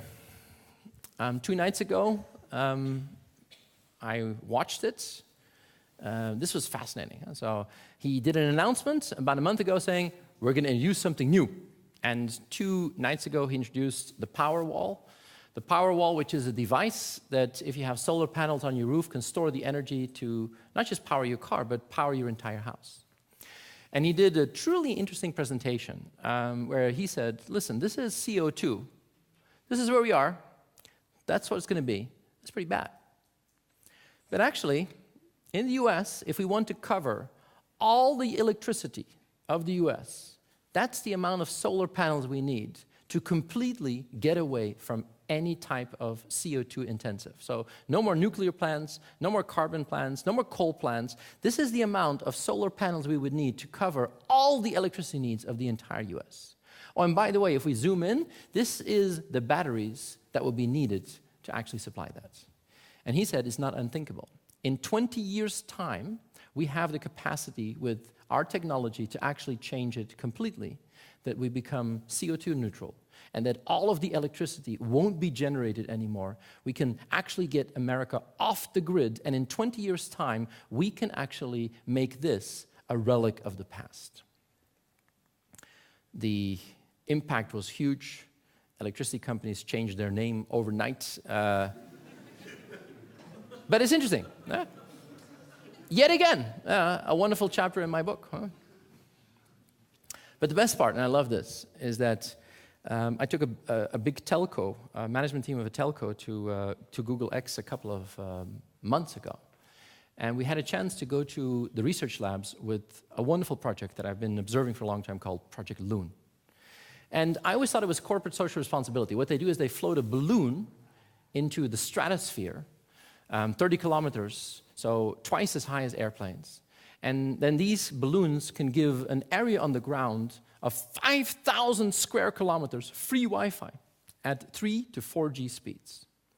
And they were talking about the Amazon rainforest and sub-Saharan Africa. I thought, wow, that's really cool. So we had a chance to meet the guy who runs it, Mike Cassidy, a brilliant guy. And the approach of Google X is, it's better to do a 10x moonshot than a 10%. Actually, it's easier because you can use a methodology. This is Mike Cassidy. And he has a methodology at Google X which is, we start with a huge problem, and then we have a radical solution using breakthrough technology. And the huge problem they wanted to address is there are 4.5 billion people on this planet who do not have internet access. And then, the radical solution is to fly balloons in the stratosphere. And the breakthrough technology is actually that all these balloons communicate each other, the wind patterns in the stratosphere. They can launch a balloon here in Brussels and tell it to go anywhere in the world, and it's going to go there within 500 meters accuracy. That's really scary because they are now the masters of artificial intelligence for wind patterns with connected balloons who can cover any terrain. And we thought, wow, they know the algorithm with one balloon, then they're capable of leveraging the data, then they can scale it and they can automate it and they're ready to do something cool. And then they said, let's take Russia as an example. If you're a traditional telco, and remember I was there with the management team of a traditional telco, they said if you're a traditional telco and put masts and antennas, you're going to cover 50% of Russia in 10 years. We can cover 100% in 2 years. And at that moment, the CEO of the telco said, wait, Russia? Huh? We thought you were talking about the Amazon rainforest or sub-Saharan Africa. And at that moment, Mike Cassidy said, listen, there's 4.5 billion people on this planet without internet access. That's 4.5 billion people we're not making money of. So if you don't get them online, we will. And he said, and we don't have to make money on the connectivity. Now, that was about as clear a threat as I think you can imagine. We then got into the bus, drove back to the hotel in San Francisco, 45 minutes, discussion in the bus. It was the most intense management meeting they've ever had because they thought, what's going to happen? And 2 days after that, Google announced they were investing $1 billion in SpaceX. And all of a sudden, the guy who has the rockets is combining with the people who have the Project Loon, and they talk about giving the whole world internet access for free. And all of a sudden you think, damn, well, there's another one. So the network is cool, huh? But beware, the network is now fueling a whole new pattern of disruptive thinking, business models, and technology in ways that are never possible before. You're familiar with Watson? You know it well. I mean, impressive, raw power. Some computer beat humans in Jeopardy, but this is going to happen more than ever before. Google is investing heavily in this technology. They acquired a company called DeepMind last year, a UK-based company, for an undisclosed amount. This is Google speak for a shitload of money. And DeepMind is an artificial brain built on the same ideas that came out of neural networking in the 1990s, but they do this really cool thing. They put DeepMind in front, this is an artificial brain, they put DeepMind in front of Breakout. And in the beginning, the computer is horrible. It's playing really lousy. It doesn't even know it's playing a game. And then it starts to figure out, because it uses the same patterns of how we learn as humans that they've put into the artificial, it's the same neurons and dopamine triggers that are actually put into DeepMind. And after 15 minutes, the computer plays Breakout better than any human player has ever played before. Google has been investing massively in these types of companies. Well, you can imagine what happens and goes on if they start to think about healthcare as an opportunity. This is the one that I don't like. This is 3 guys at MIT using nothing but Legos and a smartphone who can solve any Rubik's Cube in 2.7 seconds. It took me hours to figure that out. So we are at that point in time where we as human beings have to figure out what are we going to do. And this is the last depressing example I will give. Last week, this new cruise ship called Quantum of the Seas was launched. And it's the most amazing cruise ship in the world. I haven't been on it, but I've read all the reports, I've seen all the movies. It's the most high-tech cruise ship in the world. It's really the coolest thing. And the bar is operated by 2 robots. They're called Nick and Bionic, really cool. They have 127 bottles at the wall, and they can pour any cocktail that you can imagine. So you order something on your smartphone, your tablet, and they make your cocktail to perfection. The cocktail is always perfect. You can even say, I want it made like that bartender in Vegas does it in that bar. You can actually, any cocktail in the world is available. So even that, with a memory from our past, is now fundamentally being transformed in a world where we have to figure out how we can actually still survive. So this is the Holy Trinity. Technology isn't technology. Technology is changing society. It's changing behavior, consumers, patients. It's changing business models fundamentally. And the number one thing that you have to figure out is what is this going to mean for your customers, for your structures, and for your strategy. That is what digital is all about. And companies are going to have to reinvent themselves. I've been working with companies for the last 20 years, and the corporate bitching list is the same everywhere. Huh? You're not unique in that respect. But I think what we have to do is figure out how to be slow and fast at the same time. And this is what I coined on thermodynamics. I love thermodynamics. I didn't understand it when I was studying, but the older I get, the more respect I have for thermodynamics. But H2O can be water that you drink, or ice that you skate on, or vapor, depending on pressure and temperature. And I think companies have the same thing. The reason I like startups is because they're super fluid. They can shapeshift overnight. You see an opportunity in the morning, and you address that in the afternoon. And then companies grow, and they remain fluid, but at a certain moment, when they find the business model that makes a lot of money, they freeze the business model. And they often freeze the organization that goes with it. But if you're frozen for too long, you become rigid and you die. So where is UCB? Is UCB fluid? Is it frozen? Or is it rigid? That's a soul-searching question. And let me tell you, there's nothing wrong with frozen. Actually, you need a bit of frozen. Maybe you need a lot of frozen. I take the example of Google. You go to Google, and they have an amazing PR trick where you go to the Google campus and you see people throwing frisbees on the lawn. Frisbees, yeah? People with their Labradors. Huh? People are playing volleyball, and you think, that's it, volleyball. Why didn't we think of that, huh? This is a trick, huh? They pay people to play volleyball in the Google campus. If you go to the search engine business of Google, it's the most frozen organization in the world. They make $42 billion a year. It's the most military command and control organization I've ever seen, filled with people who like to work in frozen organizations. But at the same time, they have the Google X, which is the fluid or super fluid organizations, and they're all part of the one Google. They all feel that they're working towards the same Mars shot vision to organize the world's information.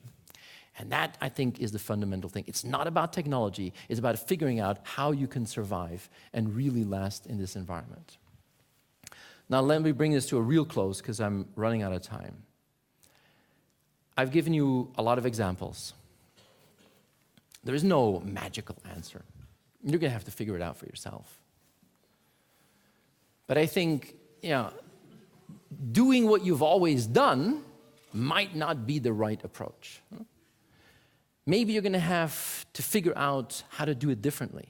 And the merits of the past are not going to get you into the future. And you can say, well, there is an alternative. We can just ignore all this. But I don't think that's a good approach. Let me end with this quote. I love this quote. Confidence is what you have before you understand the problem. And this comes from a man who's had a lot of problems in his life.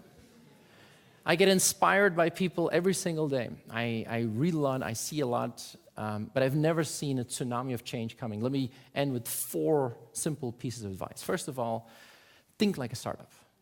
You're a big company, but you're not a huge company. That's the nice thing about UCB.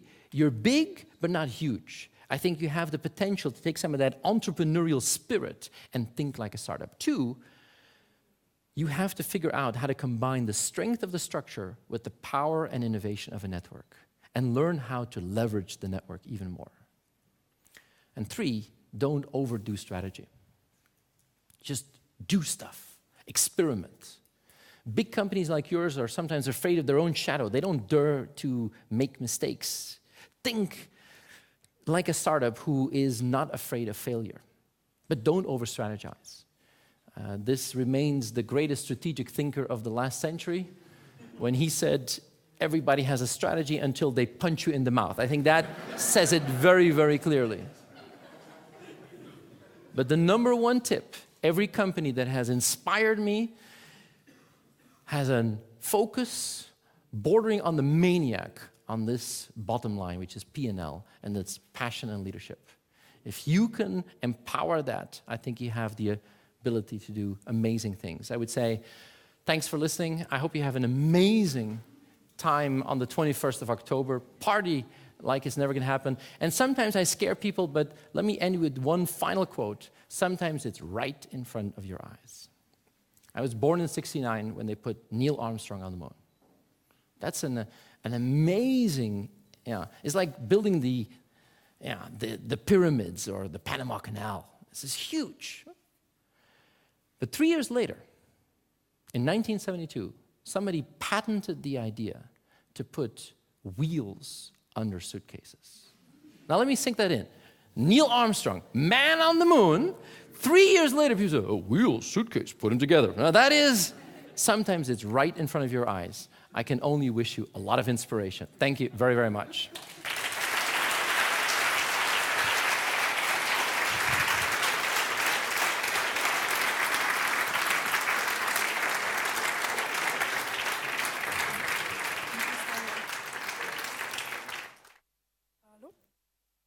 Is it on? So thanks, Peter.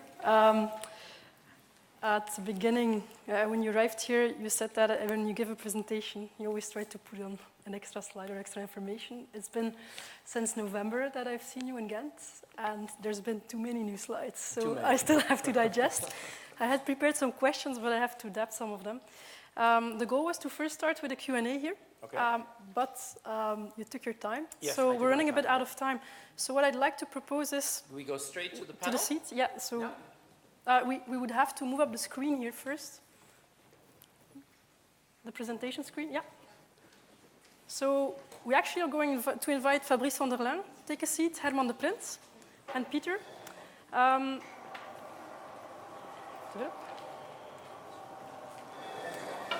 And instead of first running a Q&A only for Peter, we're going to go through some questions that I've prepared based on the presentation.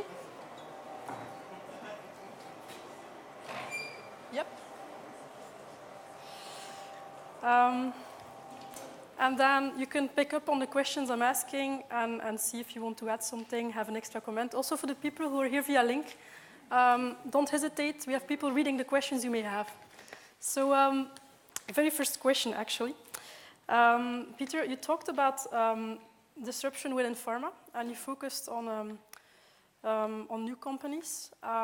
But what about the sharks that we're not seeing in pharma today? So for existing pharma companies, what does it mean to us? Do you see any of them? It also applies to both of you. I'd be happy to kick it off. I think I mentioned, and I really mean that, I don't think healthcare has been disrupted at all. But if I see what is happening, where the amount of venture capital that is now in Silicon Valley being moved to healthcare, which is significant.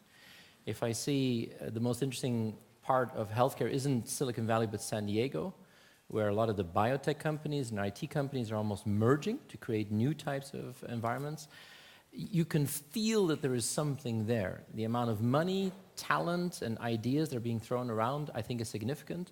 But I'll be very honest. Today, if you look at it, the pharma model has not been affected yet. Healthcare hasn't been disrupted yet.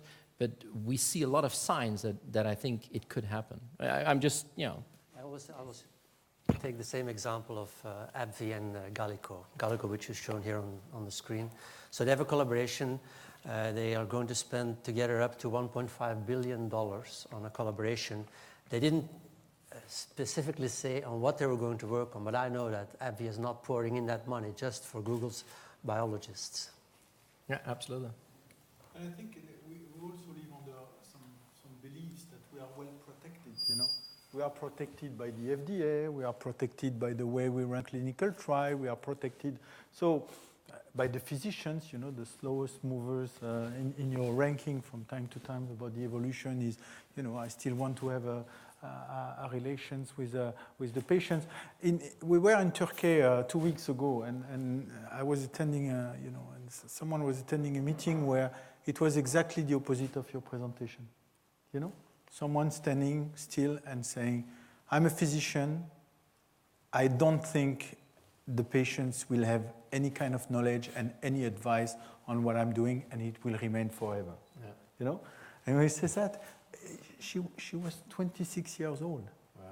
You know? And just starting her, and that's something where I feel there is the clash is coming. Yeah.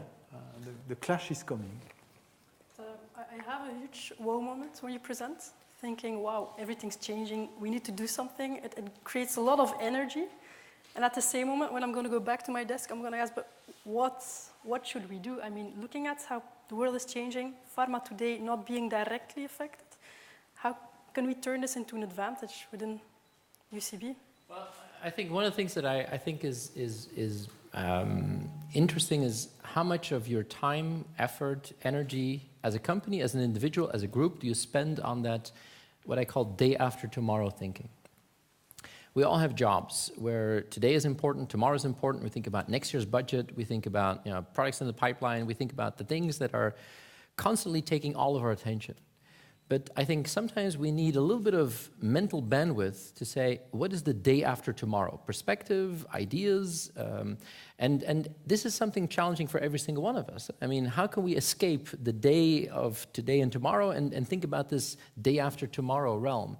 And I mentioned the guy from Janssen Pharma, Diego Miralles, and he actually said, I put my team in San Diego because it's, you know, 5 hours away from the headquarters of J&J, because if I would be inside J&J, I'd have to spend 99% of my time to explain why I'm even thinking about the day after tomorrow.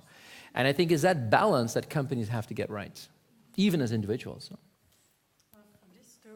Do you want to pick up on this one? There's one question which I'm burning to ask, which is, we know the A, we know the B, or we have a better view about the B, but from a company standpoint, how many examples of company can move from A to B in you know, from yesterday to tomorrow? Is GM going to be reinvent himself? I give you an example, which is a very interesting thing. You know, I hated your paragraph on the HR in your book, so read it. You know, it's really wow, and I share your view on that one. One element was interesting with the deployment of our new organizations, and we didn't make a big fuss of that and explaining why and so on. We just did one thing.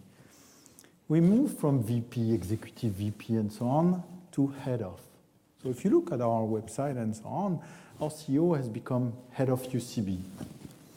You don't imagine the number of emails we have received, not about those guys up there, but you know, because we were thinking that we could change the job title of some others lower down, and then there was a kind of social pressure not to move. It's okay for you up there if you want to be called head of, but for us, externally, you know, I still need to be the VP of the VP of the VP. And that's something which is, you know, how we move from A to B. And it was just a symbolic action. And when you say, okay, let's put the org chart, and we spend a lot of time maintaining org chart there for the FDA, that's the purpose. And we move to the B company, which is no org chart, it's a network. You know, I know Willy, I can contact Willy, I know what he's good at, and let's do something because we have to build. How do you move from A to B?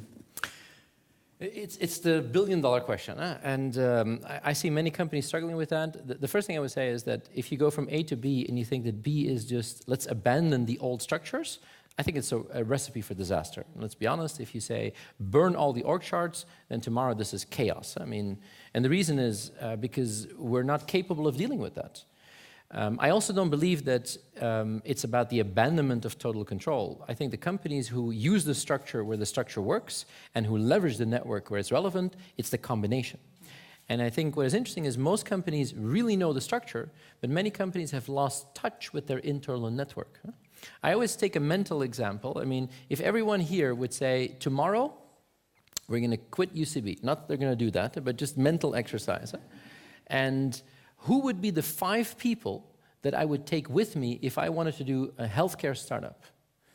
You would probably immediately know who the 5 people are. But they wouldn't be normally the people that are 5 layers above you. They would be people in the organization. But those 5 people are your network. We have lost sometimes the touch with our inner network, and I think it's about reconnecting to that inner network. And if you ask me the question about who are some of the examples of companies who've done it really well, I'll give you one example. I mean, it was one of the ideas we talked about as well. I often get asked the question, who's done it? Huh? First of all, there is no classic HBR recipe that you can just copy and implement, you'll be fine. No, this is going to be about learning as you go. But there's one company that has been fascinating for me over the last couple of years, which is Disney. And Disney, 10 years ago, 15 years ago, big, hierarchical, structured, and they were running out of steam. New CEO came on board, Bob Iger, and Disney said, hey, we're losing the touch. We're not the creatives anymore. People are afraid to do something risky. They did a lot of acquisitions, and they acquired Pixar, Marvel, recently Lucasfilm. But what is interesting is all of these acquisitions were about refreshing the DNA. A lot of these companies were very entrepreneurial. Instead of squishing them like they did in the past, they tried to leverage and learn from them. And today, Disney is much more like a network. And I think it was a couple of weeks ago, the CEO of Disney was on the cover of Fortune magazine. He said, I am the chief transformational officer. Because in a world where everything becomes digital and we have to reinvent ourselves at Disney, it's my role to do that transformation. And he is the head of that transformation to turn the company into a network. And I think Disney is one of those examples which are succeeding very, very well. Peter, if you would take this one step further and also think about the people we recruit, how we maintain them, how we motivate them, how we develop them, I suspect this also has an impact in this new world. Absolutely, but I think one of the simple things that a company can do easily is take advantage of the fact that maybe some of the young people who join have a different perspective or are network natives. We used to mentor young people, the idea of reverse mentoring, where some people who are older than 35 spend some time with people who are 21 who just joined UCB and learn about their perspective. Not that they are going to make the decisions, but learning and being in touch, I think, is fundamental. We see sometimes the huge clash between ourselves and our kids. Let's be honest. I mean, we're going to get that clash as well inside our organizations. Instead of trying to change that, I think you should learn from that and leverage that. Okay. Anybody has a question related to the same topic? I'll move to the next topic. I like the one slide. I'm sure you're burning of thousands of questions you want to ask to Peter. I'm sure. Guys, you know, in the corporate culture, you say no, but in the other company, you say, yeah, hey, here, we have a question. I have a question on the same specific topic. We have a microphone just coming over to you, just a second.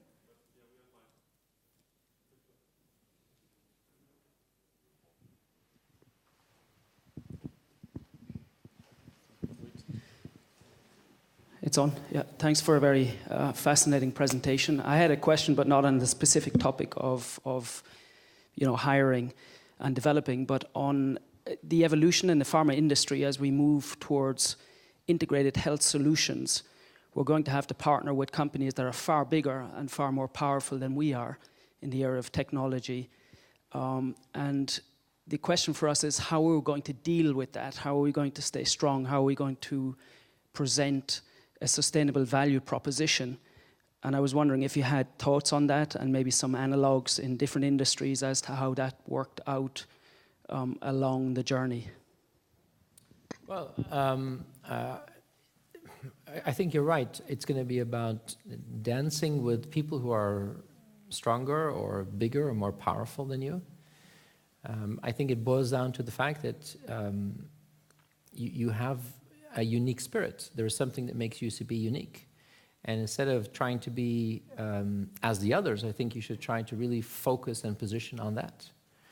I do think that in this world of networked, everything becomes ecosystems. So there's almost no company who can dominate one thing. You're going to have to partner. And I think the capability to survive in an ecosystem, live in an ecosystem, is going to be a huge asset that you need to develop. In the past, companies were an island. And you had channels to market, and you had patience, and you were pretty much on your own. I think that's going to fade away in a world where it's all about connectivity, networks, and ecosystems.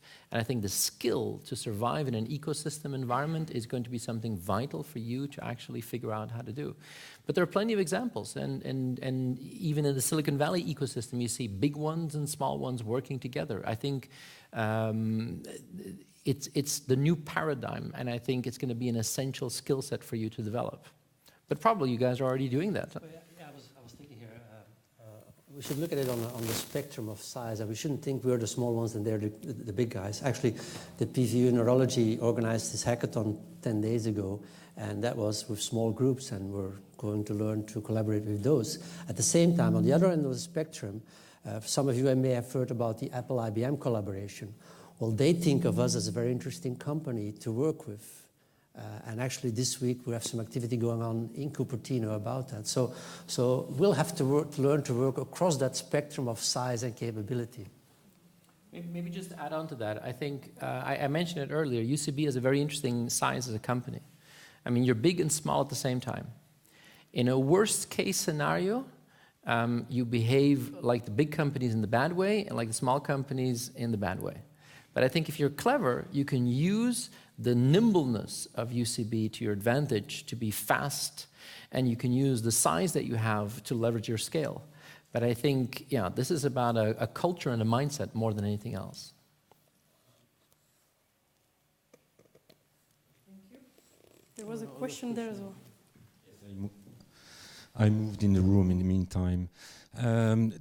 I would like to say just that I believe a key word in building network is generosity and also fun in the work you have. Let me build on that one. There is an element in your triangle which needs to be questioned, is the capacity of the society to evolve as rapidly as the technology is pushing it. And I'm currently doing the opposite, which is slowing down by talking to philosophers and sociologists about the evolution of the humanity. And it's interesting to see that 2,500 years before Jesus Christ, some topics like management, capabilities, and so on were already raised by philosophers. And then the feedback I've got is, guys, the current moment of the universe is a little bit of an agitation. But we've been through agitation like that. But on long term, our ability to adapt and cope as human beings with the pressure of the technology, something will tell us where we're going to slow down or stop. Is there any... Because I see on one hand a huge rapidity, a huge improvement. On the other hand, I see also movements which are slowing down, and the slow, and the people needs to reflect, and the people needs to take more time for themselves, and we have this mindfulness, and how do we cope with those two movements? It's a very good topic, and I think even as an individual, I have that. I'm in this constant change, and I get fed by all these impulses, and sometimes as an individual, I need to take a break from that. I have a very good friend in the US who is one of the most active people in the Silicon Valley ecosystem, and 1 month a year he goes to his boyhood friend who is living in the Amish community, and he spends 1 month a year without electricity, just to do a detox from all the digital activities of the other 11 months of the year. I think that balance is interesting. Our capability to cope with change, I'm amazed always when I look at my kids at how quickly they're capable of, the flexibility they have and what they can cope. I mean, I'm always worried that my kids are not going to read anymore in abundance of YouTube. And, I have a 16-year-old who is capable of watching YouTube videos until 2 o'clock at night, but even also reading a book until 2 o'clock at night. So I think our kids are a very good example of the fact that they do have this capability of combining it. What is more worrying is that we're confronting that generation with things that are still too slow moving. And I take one example. I think in many countries, and this country is no exception, slowest moving part of society has become our education system. I see young people who are sometimes confronted with a culture clash when they join a company. I've always said young people who are 21 sometimes feel like they're time travelers. They live in the 21st century at home. They go to work on the 20th century. Not at UCB, but all the other companies I work with. But our kids feel like they're going to the 19th century when they get dropped off at school at 8:30 in the morning. And I'll give you a personal anecdote, and I'm not proud of it. My 16-year-old got into a pretty serious problem at school a couple of weeks ago when I got a call from the principal at school that my daughter had started the discussion in the geography class. And the geography teacher this class has been teaching geography for 27 years.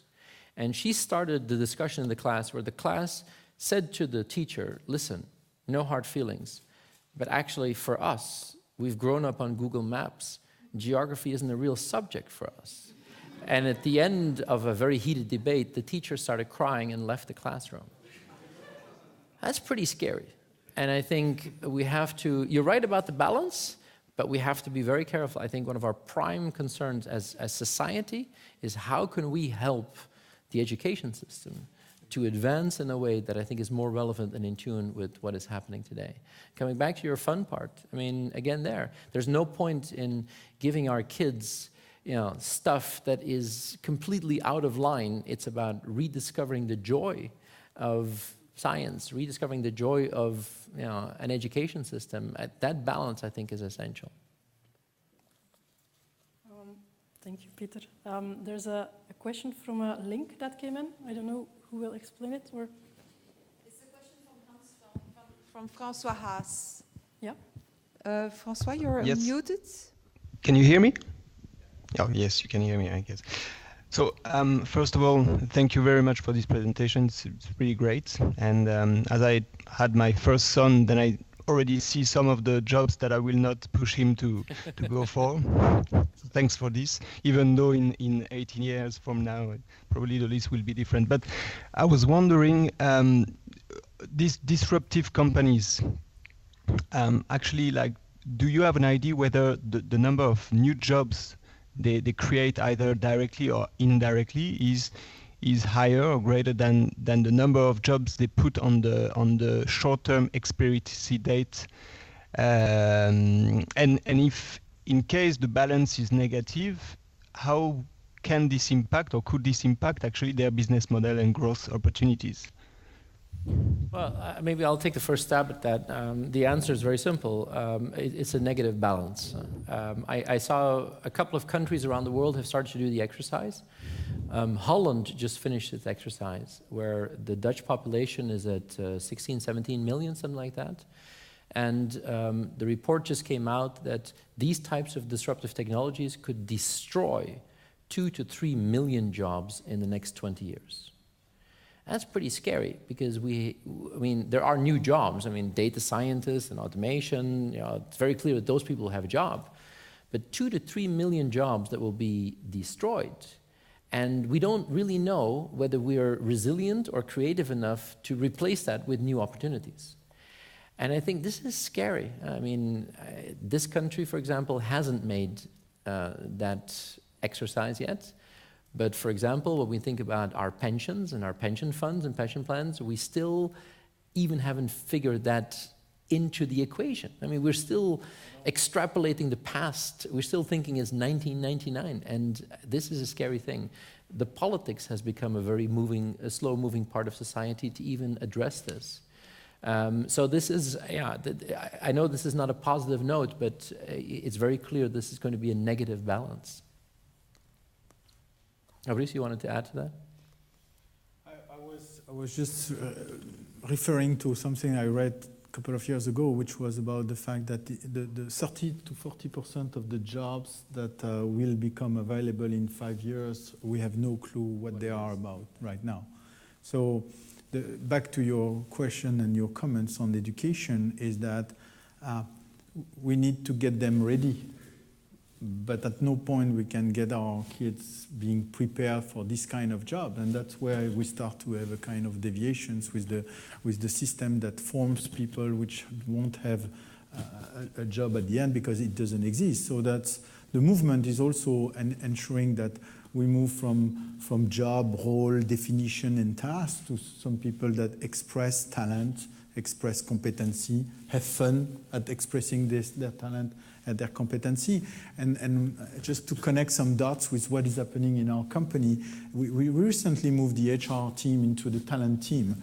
And we were announcing that. And I would always remember in my life when we changed that title here at the HIT conference, there was an applause. And I said, well, okay, it was a bit of packaging. But then you get your clash immediately. So I went to Germany and we were presenting that, and someone came to me and said, Fabrice, oh, you're nice guys, you talk to me, our talent, beautiful and beautiful. And boom, he said, what do you know about my talent? I said, I have no clue, because I'm looking at my SAP database. I have no traceability of any talent that we have within the organization. So I went on another thing. I went on LinkedIn. And then I saw that guy has been, advised by 20 people that is an expert in that one and that one. So I met the guy from LinkedIn. I say, hey, how many people of UCB are on LinkedIn? More than 6,000 of the 8,000. Hey, give me the data, because I can get it from my HR team, so you will become my talent team. Hey guys, this is scary for my team, because they're going to disappear if they cannot provide the data that will influence the talent management. And this is not tomorrow. This is happening now, and this is happening at UCB. So, can I link back to this and move to a topic that's closely linked but a bit different? I think 10 years ago when I first met Peter, it's a bit less than 10 years ago, when we had those type of meetings, it was mainly with the IT audience. So there was no way to get people outside of IT motivated to join such type of meeting. If I look at the audience today also via link, IT is not, we have IT people in the room, but we also have a lot of other people in the room that are interested in this type of topics. And I think there used to be a time that those type of discussions, and also the discussion about SAP and HR with the privilege of IT, or only IT was interested in it. But what I see now is that with the whole digital disruption is that a lot of people become interested but also want to try things. So I'm just wondering what it means for the traditional, or for an IT department as such. Do we need to work in a different way? Do we still need an IT department? Do we just make decisions? It's a question for all of you, actually. Do we just say we take decisions? do you? I can volunteer to answer. Well, whether you call it an IT department or not doesn't really matter. So it's clear that nobody has the monopoly on technology. As I said in the introduction, we have a new organization. The PVUs, PVPs, PVFs, PVOs are all working on strategies or updating strategies, and it will include technology, right? So the question is, what is the minimal viable structure we need to have to make sure these strategies create true patient value? Because it's very easy to create an app. I can do it over the weekend for patients, an app for patients, a diary. I throw it out there over the weekend on the App Store. Actually, I rephrase it. 12 or 15 teams proven that 10 days ago that I can do it over the weekend, right? The question is, how does that create true patient value? And that requires what Peter was talking about in terms of that minimum viable structure. And for the IT people here in the room or on Link, I would say, whether it's in an IT department or in another shape or form, you will be fundamental to make sure that minimum viable structure is there. We start to connect the dots with our patient value principles, and you can say, okay, we have 4 new principles within the organization. It's nice. We have a new CEO, so he's coming with his new idea and so on. But here, just give a pause to what we're doing here. Noise to signal. Guys, this is something not coming out of the book. And this is something we better pay attention to that one, because this is not yesterday. This is already in the company. Space and consistency is exactly what you mean between what is the level of structure that requires consistency and what is the level of space we need to have within the organizations. The notion of value creation, instead of moving from task to value, how do we ensure that this principle becomes not anymore having people with job profile, but having people that creates value, 8,000 people creating value on their own. And helpfulness and generosity is exactly what you mean. And so, guys, let's also stay in touch from a human standpoint, because nothing will be solved through technology, nothing will be solved through processes and to corporations, but everything will be solved through human being. And that's why the combination of those 4 elements might be not a recipe, but at least something that we need to take seriously into account. I think Fabrice and Herman said it beautifully. I couldn't add to that. I think the only thing I would say is that the boundaries of a department have been eroding for a long time. It's the fluidity you need to have. I do think at a certain moment, just as in a corporation, you need to look at smaller entities. You need teams that are more frozen, who take care of an existing environment and make sure that that is done very efficiently. And at the same time, you need the fluidity, but it's about embracing that network type thinking and leverage the network and the structure where you need it, but enable the network and the fluidity where it's necessary. And that gives a complete rethinking of organizational fabrics. So a concept of a department is going to erode. But I think when you start to experiment with that, this is difficult because we're used to that. Huh? I love to look at companies when they start to embrace that fluidity, and people leave a meeting like this and say, yeah, fluid. Huh? And then if you would send an email saying, we're going to go fluid, the first thing is people are going to say, yeah, but who's going to approve my holidays? Huh? So we have a natural tendency to stick to the old. Huh? That's the type of mental challenge companies are going to have to go through, and every individual is going to have to go through. And that's why I was very interested in your chapter around we are in the 19th century from a labor standpoint. We have all the job leveling, the pay for performance, and inherited from the 19th century, where we are measuring time and relations with the Fordism. This is already gone, but we still have those structure in place. We have out of 8,000 people, we have 6,000 job labeling. We probably need to be efficient as a structure, something to enhance the fluidity, to move to 500. We have 12,000 training courses. There are 6,000 have been used last year. We need probably 500 of them. And that's where the questions for us would be, are we rigid? Are we becoming rigid? Because the agenda that we have is managing growth. So if you manage growth when you are so rigid, that's going to be a hurdle to move into action. Okay, thank you for your answer. I think it's about time to close this session. I'd like to thank Peter, of course, for the presentation, and both of you to have been willing to answer the questions from the audience and myself. For the people in Atlanta, there is a lunch ready for the people who are joining in the Rochester Center.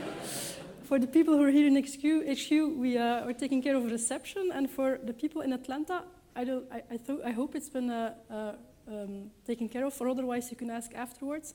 But for the people here, there's a book you can take with you from The Network Always Wins when you leave the polyvalent room. So thank you, everybody.